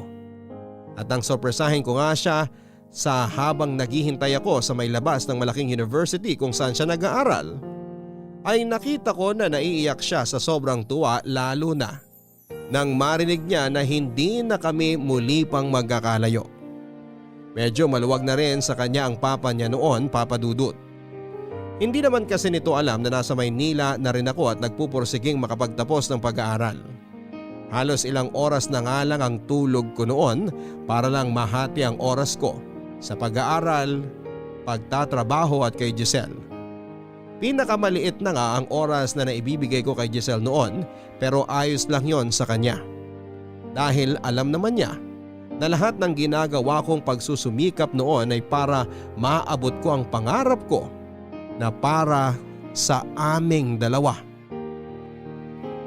Papa Dudut, dahil nga kitang kita sa effort ko noon na ang pagpupursige ko na makapagtapos ng pag-aaral. Natuwa ang tito ko sa akin at binigyan niya ako ng motor. Nung una ay ayoko pang tanggapin dahil nahihiya talaga ako. Sa totoo lang kasi ay kahit may part-time job ako at scholarship, malaki pa rin ang nagagastos niya para sa akin. Mabuti sana kung ako lang ang pinag-aaral niya. Pero may 2 pa siyang anak na pinag-aaral sa high school. Kaya alam ko na marami rin siyang gastusin talaga. Pero dahil naging mapilit siya sa pagbibigay ng motor sa akin at para hindi na raw ako mahirapang mag-commute papunta ng school at sa mga dinideliver ko na order mula sa store nila, tinanggap ko na rin ang ibinigay niya sa akin. Malaki talaga ang pasasalamat ko dahil sa pagtulong sa akin ng tito ko. Ang sabi niya, malaki lang din daw ang tiwala niya sa akin kaya alam niya na hindi masasayang ang lahat ng pagtulong na ibinibigay niya noon. Naging maayos din naman ang relasyon namin ni Giselle, Papa Dudut. Sobrang understanding din kasi talaga ng girlfriend ko. Wala na akong ibang mahihiling pa noon kung hindi ang tuloy-tuloy na pagtatapos naming dalawa ng pag-aaral. Kaya lang syempre hindi pa rin pwedeng hindi dadaan sa pagsubok ang isang matibay na relasyon, Papa Dudut. Jake! Sandali! Jake, sabi ng sandali lang eh. Huminto ka nga muna sa paglalakad mo. Jake, ano ba? Ay, bakit ka ba sunod na sunod sa akin? Eh bakit ba nagagalit ka? Hindi nga ako galit, Giselle. Talaga? Eh bakit pinagtataasan mo ako ng boses at kunot na kunot pa yung noo mo? Ewan ko sa'yo. Uuwi na nga lang ako. O sige, di umuwi ka. Umuwi ka nang hindi natin pinag-uusapan o inaayos kung ano man yung problema mo na hindi ko alam. Hindi mo alam? Sigurado ka, Giselle? Oo, dahil wala naman akong kahit anong ginawang kasalanan sa'yo. Ikaw lang tong bigla na lang nag-walk out nang makita mo kami ng mga kaklase ko na magkakasama. Tinawag kita pero tinalikuran mo lang ako at nagpahabol ka hanggang dito sa may likod ng university namin. Hindi ko naman sinabing sundan mo ako ah. Ano ba kasing problema mo, Jake? Bakit hindi mo na lang ako diretsuhin? Gusto mo talagang malaman? Oo nga, kasi nga ayoko nag-aaway tayo ng ganito. Tapos hindi ko pa alam kung anong pinagsusungit mo dyan. Para kang babae na bigla na lang nagkaroon ng regla. Hindi ako nag-iinarte lang, Giselle. Naiinis ako kasi ang yayabang ng mga kaklase mo. Lalo na yung Bernard na yon. Oh, bakit naman sila nadamay dito? Akala mo ba hindi ko alam na minamalit nila ako? Na pinagtatawanan ka nila dahil boyfriend mo ako? At akala mo ba hindi ko napapansin na may gusto sa'yo yung Bernard na yon? Jake, sinabi ko na naman sa'yo dati pa, di ba? Wala akong pakialam sa iisipin o sasabihin ng iba tungkol sa relasyon nating dalawa. Wala rin akong pakialam kung ano man ang tingin nila sa'yo. Kasi hindi naman nila mababago na ikaw yung boyfriend ko at ikaw lang ang mahal ko. Hindi mo kasi ako naiintindihan eh. Alam ko naman simula pa lang na hindi talaga tayo bagay. Lalo na kapag nakikita ko kung gaano kasosyal yung mga kaklase mo na lagi mong kasama. Eh pero bakit ba kailangan mong intindihin ng ibang tao? Wala naman silang kinalaman o may tutulong sa relasyon nating dalawa eh. Ikaw at ako lang to, wala nang iba. Nasasabi mo lang yan kasi wala ka sa kinatatayuan ko. Hindi ikaw yung takot na maagaw sa kanya yung taong mahal niya. Eh bakit ba natatakot ka? Wala ka bang tiwala sa akin? Hindi ka na ba naniniwala na mahal kita? May tiwala naman ako sa'yo at alam ko na mahal mo ako. Pero wala akong tiwala dun sa mga nakakasama mo, lalo na dun kay Bernard. Kasi alam ko naman na may gusto siya sa'yo eh, tsaka pa simple siyang pinopormahan ka. At wala akong pakialam kung may gusto man siya sa akin o wala. Dahil ikaw nga yung mahal ko. Ikaw lang. Please naman, Jake. Alisin mo na kung ano man yung mga insecurity na nararamdaman mo sa mga nakakasama ko sa school. Huwag mong maliitin ang sarili mo. Magtiwala ka naman sa akin kahit konti lang. Mahal kita at hindi kita ipagpapalit kahit kailan. I'm sorry. Pasensya ka na, Giselle. Huwag ka na mag-sorry. Naiintindihan kita. Basta ito ang tandaan mo. Hindi kita iiwan. At kahit kailan, wala ring sino man na makakapalit sa'yo dito sa puso ko.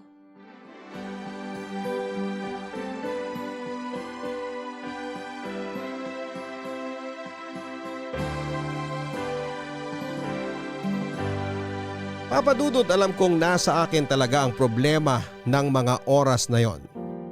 Nakakahiyamang aminin pero tama si Giselle. Na masyado akong nai-insecure sa mga nakakasama niya sa university nila na alam kong hindi ko ka-level. Kaya naman mas lalo kong binababa ang sarili ko dahil alam ko na mas bagay si Giselle sa mga ganong klase ng tao. Lalo na sa kaklase niya na si Bernard. Kapag kasi sinusundo ko si Giselle noon sa university nila, isang kaklase niyang si Bernard sa madalas kong nakikitang kasama ng girlfriend ko dahil kagrupo niya ito sa thesis nila. Wala naman silang mga sweet gesture o ano paman na pwede kong bigyan ng mali siya. Napansin ko lang talaga ang mga tingin na ginagawa ni Bernard sa kanya.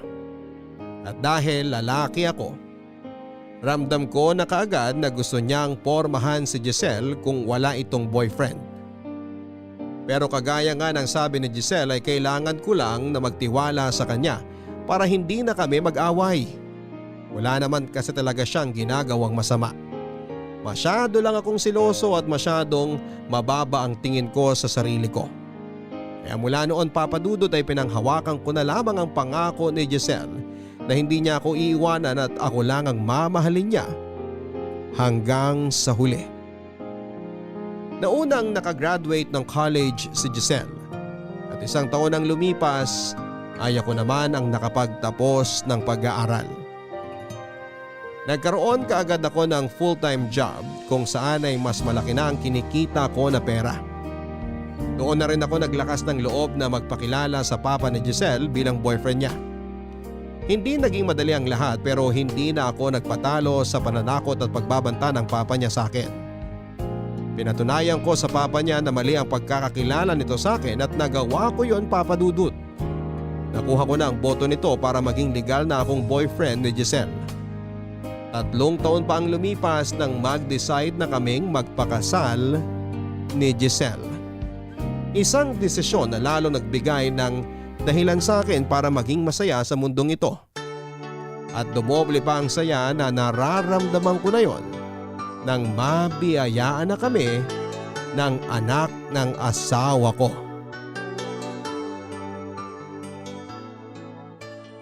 Ay, grabe. Nakauwi na rin sa wakas lahat ng bisita. At nakatulog na rin si baby sa crib niya. Mabuti naman. Kasi ang taas ng energy niya sa buong araw na celebration natin para sa first birthday party niya. Kaya nga eh. Pero grabe, nakakapagod talaga ang araw na to.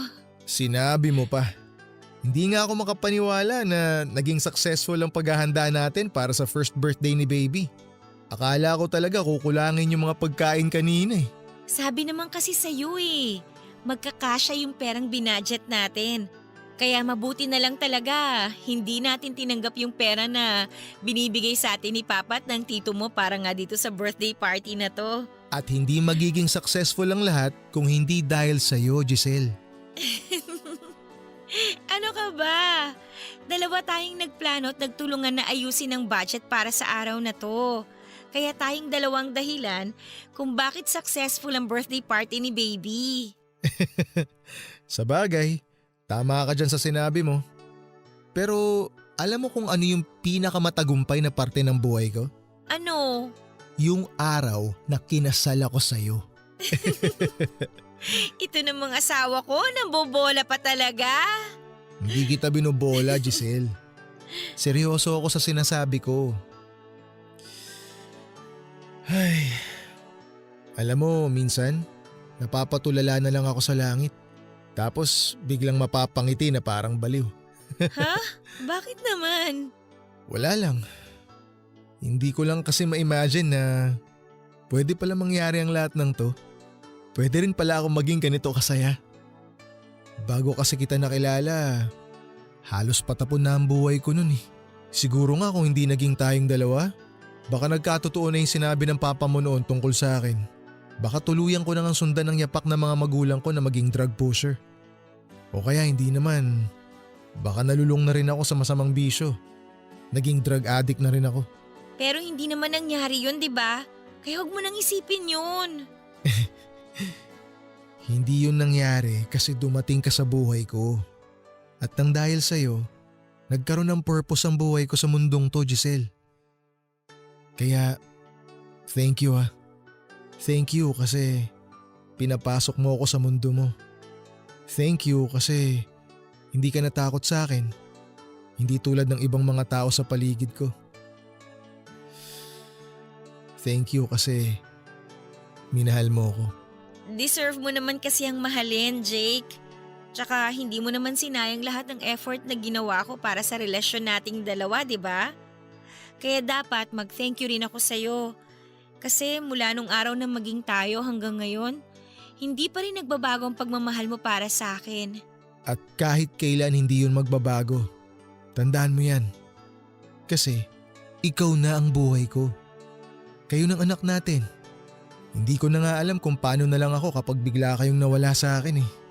Kapag bigla mo na lang akong iniwan, baka mabaliw ako sa sobrang sakit na mararamdaman ko nun kapag nagkataon. Hindi ka mababaliw kasi kahit kailan, Hindi mangyayari yon. Basta Jake, sabay nating tutuparin ang pangako natin sa isa't isa ha, na walang aalis at mangiiwan sa ating dalawa. Magsasama tayong dalawa habang buhay.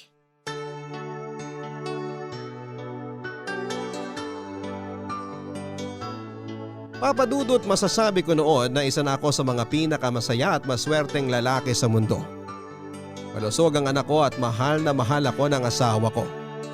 Kagaya nga ng sabi ko noon kay Giselle, never ko na-imagine na pwede pala talagang mangyari yon sa buhay ko. Pwede pala akong maging ganon kasaya. Akala ko kasi talaga nang makulong ang mga magulang ko ay magiging kagaya lang nila ako na nagtutulak ng droga. Kaya hinayaan ko na lang noon na unti-unting masira ang buhay ko. Pero iba pa rin talaga yung may nagbibigay ng direksyon sa buhay mo. Iba yung may pinagkukunan ka ng lakas ng loob at ginagawa mo siyang inspirasyon. Kasi ganon si Giselle para sa akin, Papa Dudut. Ang iniisip ko talaga noon ay si Giselle ang guardian angel ko na nagkatawang tao para tulungan akong ayusin ang buhay ko. Siya ang anghel ng buhay ko na naging daan para makilala ko ang Diyos at ma-realize ko na totoong nagbibigay siya ng kaligayahan sa isang tao. Akala ko kasi noon may favoritism ang Diyos. Kaya hindi niya ako naaalalang pasayahin. Pero nasa timing lang pala talaga. Noong araw na kinasal kami ni Giselle at naging isang ganap na pamilya, yun naman ang oras ko para maranasan ang tunay na kaligayahan. Barangay Love Stories. Barangay Love Stories. Ang mga Kapuso shows mapapanood at mapapakinggan din abroad via GMA Pinoy TV, GMA Live TV at GMA News TV channels. Para mag-subscribe, visit www.gmapinoytv.com. Follow us also at GMA Pinoy TV on Facebook, Twitter, Instagram, YouTube, Viber, and TikTok for the latest updates on Kapuso programs, artists, events, promos, and more. Salamat, Kapuso! Barangay Love Stories. Barangay Love Stories. Papadudot, wala na talaga akong mahihiling pa ng mga panahon na yon. Kung hindi ang makasama pa ng mas matagal si Giselle at ang anak namin. Kapag nga nasa trabaho ako ay kulang na lang ay hilahin ko ang oras para makauwi na ako at makasama ko na ulit sila. Si Giselle at ang anak namin ang palagi kong kinukuhanan ng lakas para gumising sa umaga at maging malakas sa pang-araw-araw. Ang mga plano namin ng asawa ko ang palagi kong sinusundan para hindi ako tamarin sa trabaho. Marami pa rin kasing kaming gustong gawin noon. Marami pa kaming gustong puntahan. Pero sabi nga ni Giselle ay hindi naman daw namin kailangang magmadali dahil wala kaming oras na hinahabol. Pero akala lang pala namin yon, Papa Dudut. Akala namin kapag mag-asawa na kami at may anak na, hindi na kami babalikan pa ng pagsubok. Akala namin ay pwede na yung puro saya na lamang at wala nang problema. Pero hindi pala. Dahil may isang pagsubok na darating sa buhay namin na ako mismo ay hindi ko alam kung kakayanin pa ba naming malampasan ng mga oras na yon.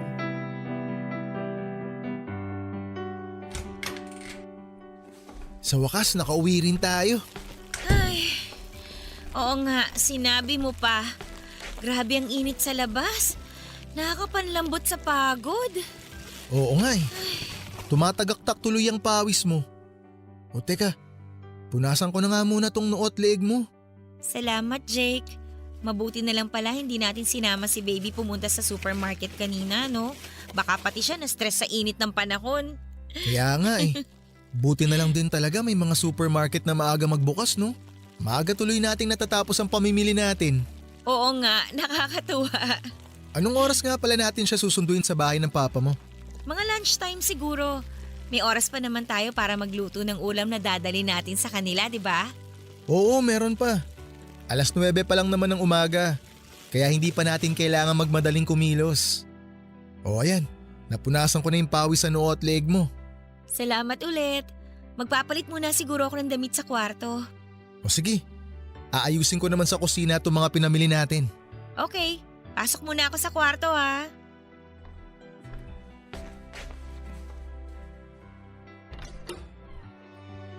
Giselle? Ano palang iluluto mong ulam na dadali natin kay Papa? Tinola na lang siguro kasi nandun si Lola ngayon sa bahay ni Papa. Paborito niya yung tinola. Sige, hindi ko na ilalagay sa ref tong binili nating manok. Giselle? Ano pang ang gulay ang kailangan para sa tinola? Patatas ba? Sayote, hindi patatas. Sayote ba? Akala ko patatas. Magkamukha kasi. Ang layo kaya ng itsura ng patatas at sayote. Ganun na rin yun. Magkamukha sila sa paningin ko kapag naluto na. Ay naku, ewan ko sa'yo. Siguro mas okay kung ihahanda ko na yung mga sangkap na kailangan ni Giselle para sa pagluluto ng tinola. Pero ano pa nga yung ibang gulay na kasama ng tinola? Ay, hindi ko na maalala. Giselle? Ano pang ibang gulay ang kailangan mo para sa tinola? Nilalagyan ba ng pechay yun o kangkong? Ihahanda ko na kasi sana dito. Giselle, kailangan mo ba ng pechay o kangkong? Kasi huhugasan ko na tong mga to. Maghihiwa na rin ako ng mga gulay dito para mas mabilis tayong matapos. Bakit hindi sumasagot yung asawa ko? Mapuntahan nga sandali sa kwarto. Giselle, hindi ka pa ba tapos magpalit ng damit? Hindi ko kasi talaga alam kung ano mga gulay ang… Giselle, ayos ka lang ba? Oo, medyo naninikip lang yung dibdib ko. Halika, bubuhatin kita. Dadaling kita sa ospital. Baka mamaya kung ano na yan eh. Huwag na, Jake. Pagod lang siguro to tsaka baka gawa rin ito ng… aray ko. Ang dibdib ko. Ang sakit. Teka, gaano ba kasakit? Nahihirapan akong huminga, Jake.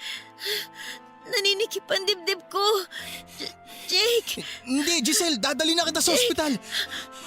Halika, kumapit ka sa akin. Ang sakit ng dibdib ko.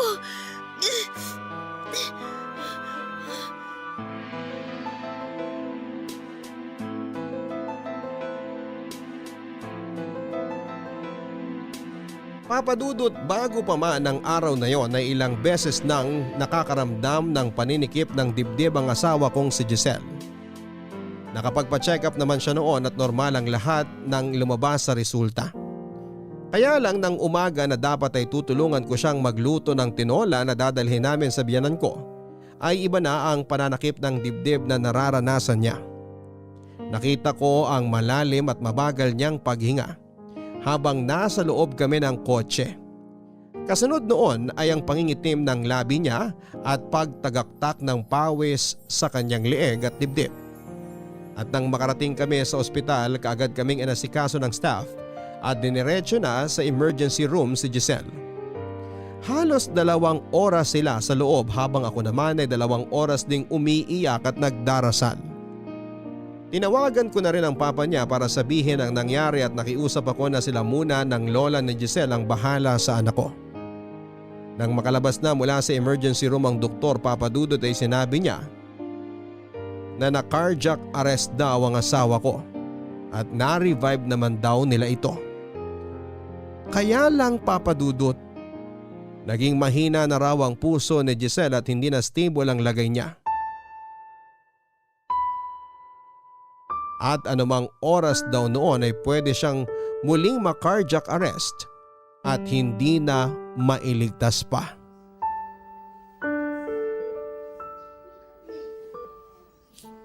Jake, lalabas muna ako sandali at bibili ng kape. May gusto ko bang ipabili sa akin? Wala naman po, Papa. Gusto mo bang magpahinga muna pagbalik ko mamaya? Hindi po. Ayos lang po ako dito. Hindi po ako aalis sa tabi ng asawa ko. Ay, sige, ikaw ang bahala. Pero sigurado ka ba na wala kang gustong kainin o inumin man lang? Opo, ayos lang po ako. Huwag niyo na po akong alalahanin. Tumawag nga pala ang kapatid ko at sinabi niya sa akin na nandun na siya sa bahay namin kasama ang nanay ko. Pinapunta ko siya doon para dalawa sila magbabantay sa anak ninyo. Salamat po. Jake, nakausap na rin pala ako ng doktor kanina. At sinabi niya na kailangan raw nating ihanda mga sarili natin kasi… Pa, hindi po mawawala sa atin si Giselle. Hindi niya po tayo iiwanan. Naniniwala po ako na lalaban siya. Lalaban siya para sa amin ng anak niya. Sana nga. Sana hindi siya kagad bumitaw. Sige, lalabas na lang muna ako.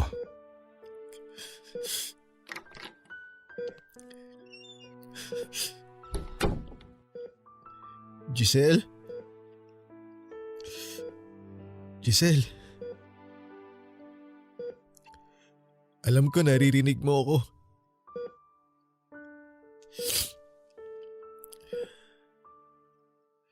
Naalala mo ba yung unang beses na nagkausap tayo? Yung araw na ginamot mo yung mga sugat ko sa mukha? Yung oras na unang beses kitang natitigan? Alam mo kasi ng mga oras na yon, hindi lang ako nagandahan sa iyo eh. Nung araw at nung oras na yon mismo, dun pa lang, alam ko na sa sarili ko na mahal kita, Giselle.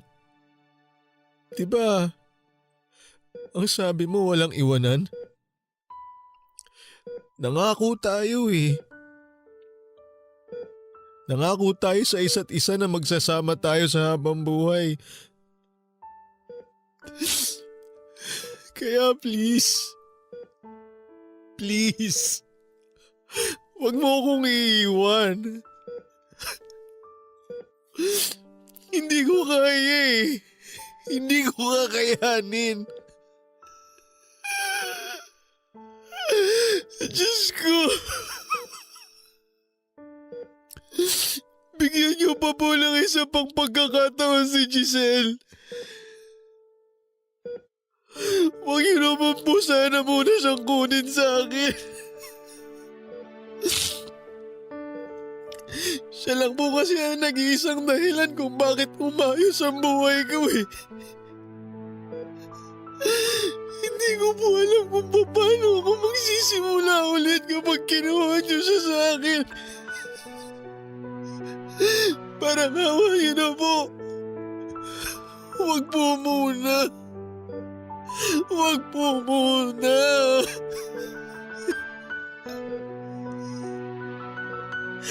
Giselle. Giselle. Jake? Giselle? Oo. Ako to. Alam kong ikaw nga yan. Ramdam ko yung gaspang ng kamay mo habang nakahawak sa kamay ko ngayon eh. Kaya alam ko na mga kamay mo yan. Jake, sorry ah. Sorry talaga. Oh, teka. Bakit ka nagsusorry? Sorry kung hindi ko na matutupad ang pangako ko. Sorry kung mauuna na akong umalis sa'yo. Shhh! Huwag mo sabihin yan. Lalaban tayo. Kagaya ng palagi mong sinasabi sa akin. Pagsubok lang to. Pagsubok na dadaan lang sa buhay natin. Pagsubok na malalampasan natin kagaya ng ilang beses na nating nagawa dati. Jake, mahal na mahal kita. Ikaw at ang anak natin. Kaya please, huwag mong pababayaan ang sarili mo. Kailangan ka ng baby natin. Kaya kailangan mong magpakatatag para sa baby natin. Giselle, bakit ba parang nagpapaalam ka na? Ngayon ka pa ba talaga susuko? Ang dami na nating pagsubok na sabay na nalampasan. At alam ko na malalampasan din natin ito kagaya ng dati. Jake, sorry. Pero pagod na kasi ako eh. Ramdam ko na hindi na kayang lumaban ang katawan ko. Basta lagi mong tatandaan na mahal ko kayo ng anak natin. At kung sakali man na makausap ko ang Diyos sa langit, paulit-ulit ko siya kukulitin na ikaw ulit ang ibigay niya sa akin na asawa sa susunod na buhay ko. Basta, Jake, hindi man tayo magtagpo ulit kaagad. Maghihintay ako hanggang sa makasama na ulit kita. At sana, sa pagkakataon na yun, sana makasama na kita hanggang sa pagtanda nating dalawa.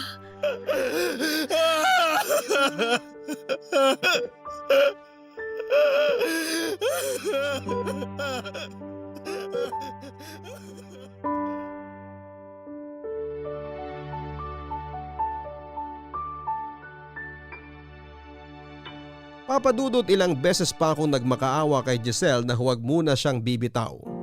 Na huwag muna niya akong iiwanan. Na hindi ko pa kaya. Na ayoko pa. Kaya lang wala dahil kagaya ng sinabi ng doktor. Ilang minuto lang pagkatapos ng iyakan namin yon ay muli siyang na cardiac arrest. Kaagad na pumasok ang doktor at mga nurse sa loob ng kwarto kasabay ng paghila ng ibang staff sa akin palabas. Ayoko kasing iwanan si Giselle at ayokong sumuko siya. Ayokong muli kong maramdaman kung paano ang mag-isa. Kaya lang siguro ganon talaga ang buhay, Papa Dudut. Kahit gaano natin kagustong makasama ang mahal natin, kapag oras na niya, wala na tayong ibang magagawa kung hindi ang umiyak na lamang. Nang lumabas ang doktor mula sa kwarto kung nasaan si Giselle, nabasa ko na kaagad sa mukha niya na sumuko na talaga ang asawa ko.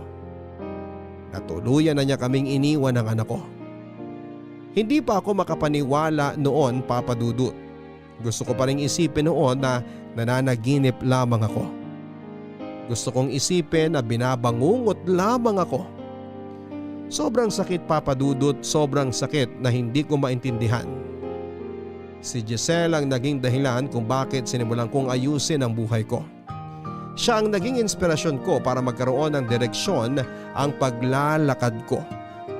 Siya ang nagturo sa akin na magdasal at magpasalamat. Siya rin ang nagpakilala sa akin sa Diyos. Pero bakit ganon?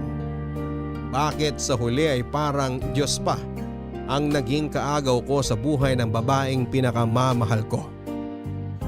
Hindi naging madali para sa akin ang tanggapin ang lahat, Papa Dudut. Nang mailibing nga siya ay napatanong ako noon sa sarili ko. Ano pa bang purpose ko sa mundo ngayong wala na ang asawa ko? Sobrang hirap kasi talagang mag-adjust at tanggapin ang lahat. Ang hirap gumising nang wala na si Giselle sa tabi ko. Ang hirap nang wala na si Giselle sa buhay ko. Ang dami na naming pinagdaanan, ang daming pagsubok na dumating pero lahat yon ay nalampasan namin ang magkasama. Pero bakit biglang kailangang mang-iwan ni Giselle? Bakit kailangan na muli kong maramdaman na mag-isa na naman ako? Isang buwan, Papa Dudut, may isang buwan akong nagluksa noon sa pagkawala ng asawa ko.